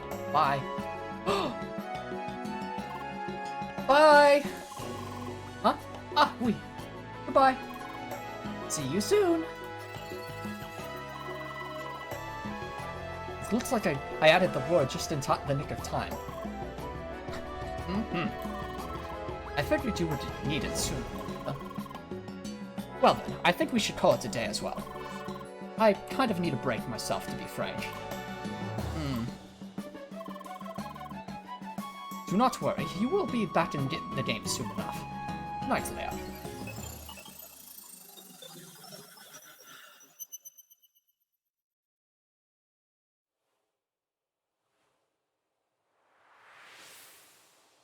Okay, now's probably a good time to read some chat. Let me just, Wee, so much fun. Yeah. Let's see.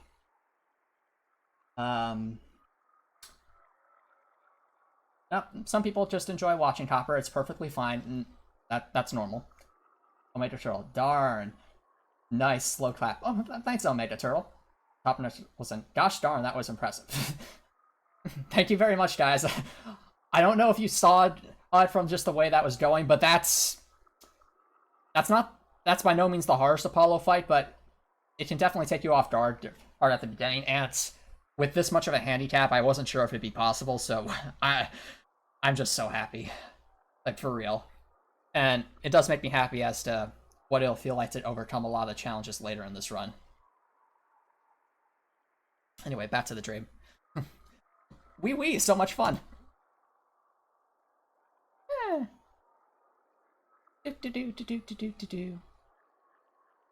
Sure, it's supposed to be a long parkour. It's all about the journey, no? Honestly, I think that's like a perfect summation of what this run is going to be. It's the journey, not the destination. You better make it last.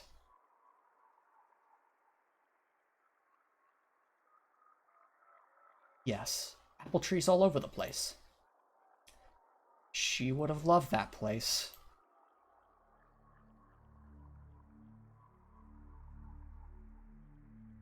I suppose I might as well show that place to you. Someday.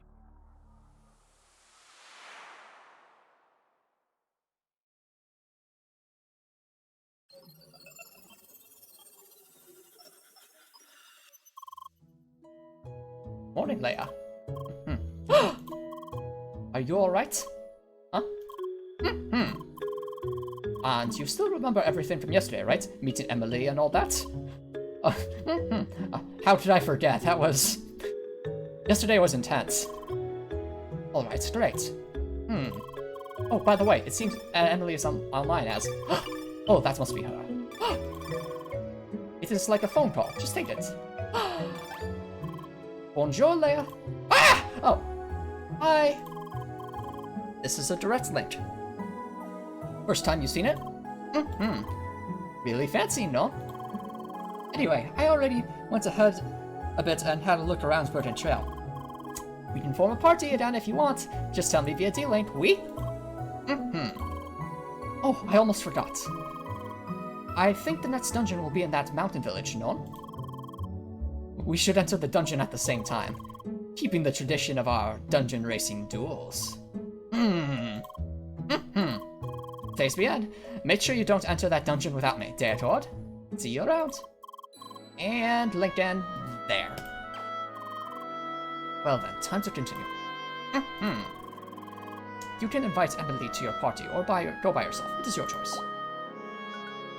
Yeah, I do like that the game lets you choose your party members, though personally, even though not having Emily would make this harder, I still think having Emily around is great. If for nothing else, then, well, we need the support. We're level 1, but also because she has such great dialogue. I see you're looking for a formidable punching force. I'm ready. Oh, but before I forget, when they're not in your party, you can actually contact them, and sometimes they'll give you some unique dialogue. So this can lead to some pretty fun conversations. Hi! Bonjour, Leia. I'm currently climbing up Burden Trail. Just now I saw a group of penguins. I'm pretty sure the penguins are usually not around mountains. Very suspicious, no? Anyway, just tell me when you want to start the party. And don't forget, no entering the next dungeon without me, Deaccord. Yeah. So if you are playing this game, I'd highly recommend doing contact with everyone in your friends list before inviting people, just because it can lead to some cool dialogue that you won't see everywhere else. Okay. That definitely deserves a save, by the way. And, yeah. Save? Yeah. Copper Nurse's one. Having Emily around is great, both for the dialogue, the combat ability, and the fact that she isn't a... Yeah, she is... In many ways, she does remind me of Hat Kid in some ways, which is a positive thing. I think Hat Kid's a fun character, and Emily's a really fun character. But alrighty, everybody. I think that's going to be a good high note to end the stream on. Defeating Apollo at level 1. I still can't believe it. But I guess that's the joy of doing a challenge run. You see, when you put a limitation like this on yourself, it makes you kind of experience the game again in a way you didn't really... in a new way. So, this is one of my favorite games of all time, and the fact that there's still ways that the devs gave us New Game Plus and ways to experience it in a new way, and for those of us that like a challenge to a new challenge, I think that's really cool. And I'm definitely looking forward to where this one will go, because if defeating Apollo like that was that exhilarating, I can only imagine what it's going to be like if we defeat him a second time, or for that matter in the future dungeons, because even though we can use consumable items there, they're going to be pretty hard. The other thing, with regards to the races for Emily, the tutorial dungeon, you actually can't beat her. It's scripted that she has to beat you. However, in every dungeon after that, you actually can beat Emily. They have like a little timer in the background once you enter the dungeon, representing how fast Emily's going. If you beat it, you actually get some different dialogue at the end. Now, there is an achievement for beating Emily at all the dungeons except the tutorial. Unfortunately, I have not earned that yet, and I don't think I'd be able to earn it on this run, just because, again, we have a massive handicap. The bosses alone are probably going to take forever, but if we do manage to... If we do actually manage to beat Emily at even one of the dungeons, I'd be pretty impressed, just because... I mean, that would require us to go through the puzzles almost perfectly, as well as do pretty well in the bosses. But yeah. Double save, just to be safe. I think that's where I'm going to end it here, guys. Thank you all so much for joining in. It was a real pleasure to do this. I had a lot of fun. And I'm thinking next stream's going to be this coming Tuesday at the same time, 7 p.m. So this Tuesday, the August 4th at 7 p.m. If you guys are able to join, great, and I hope to see you there. And as always, I hope you all have a great night.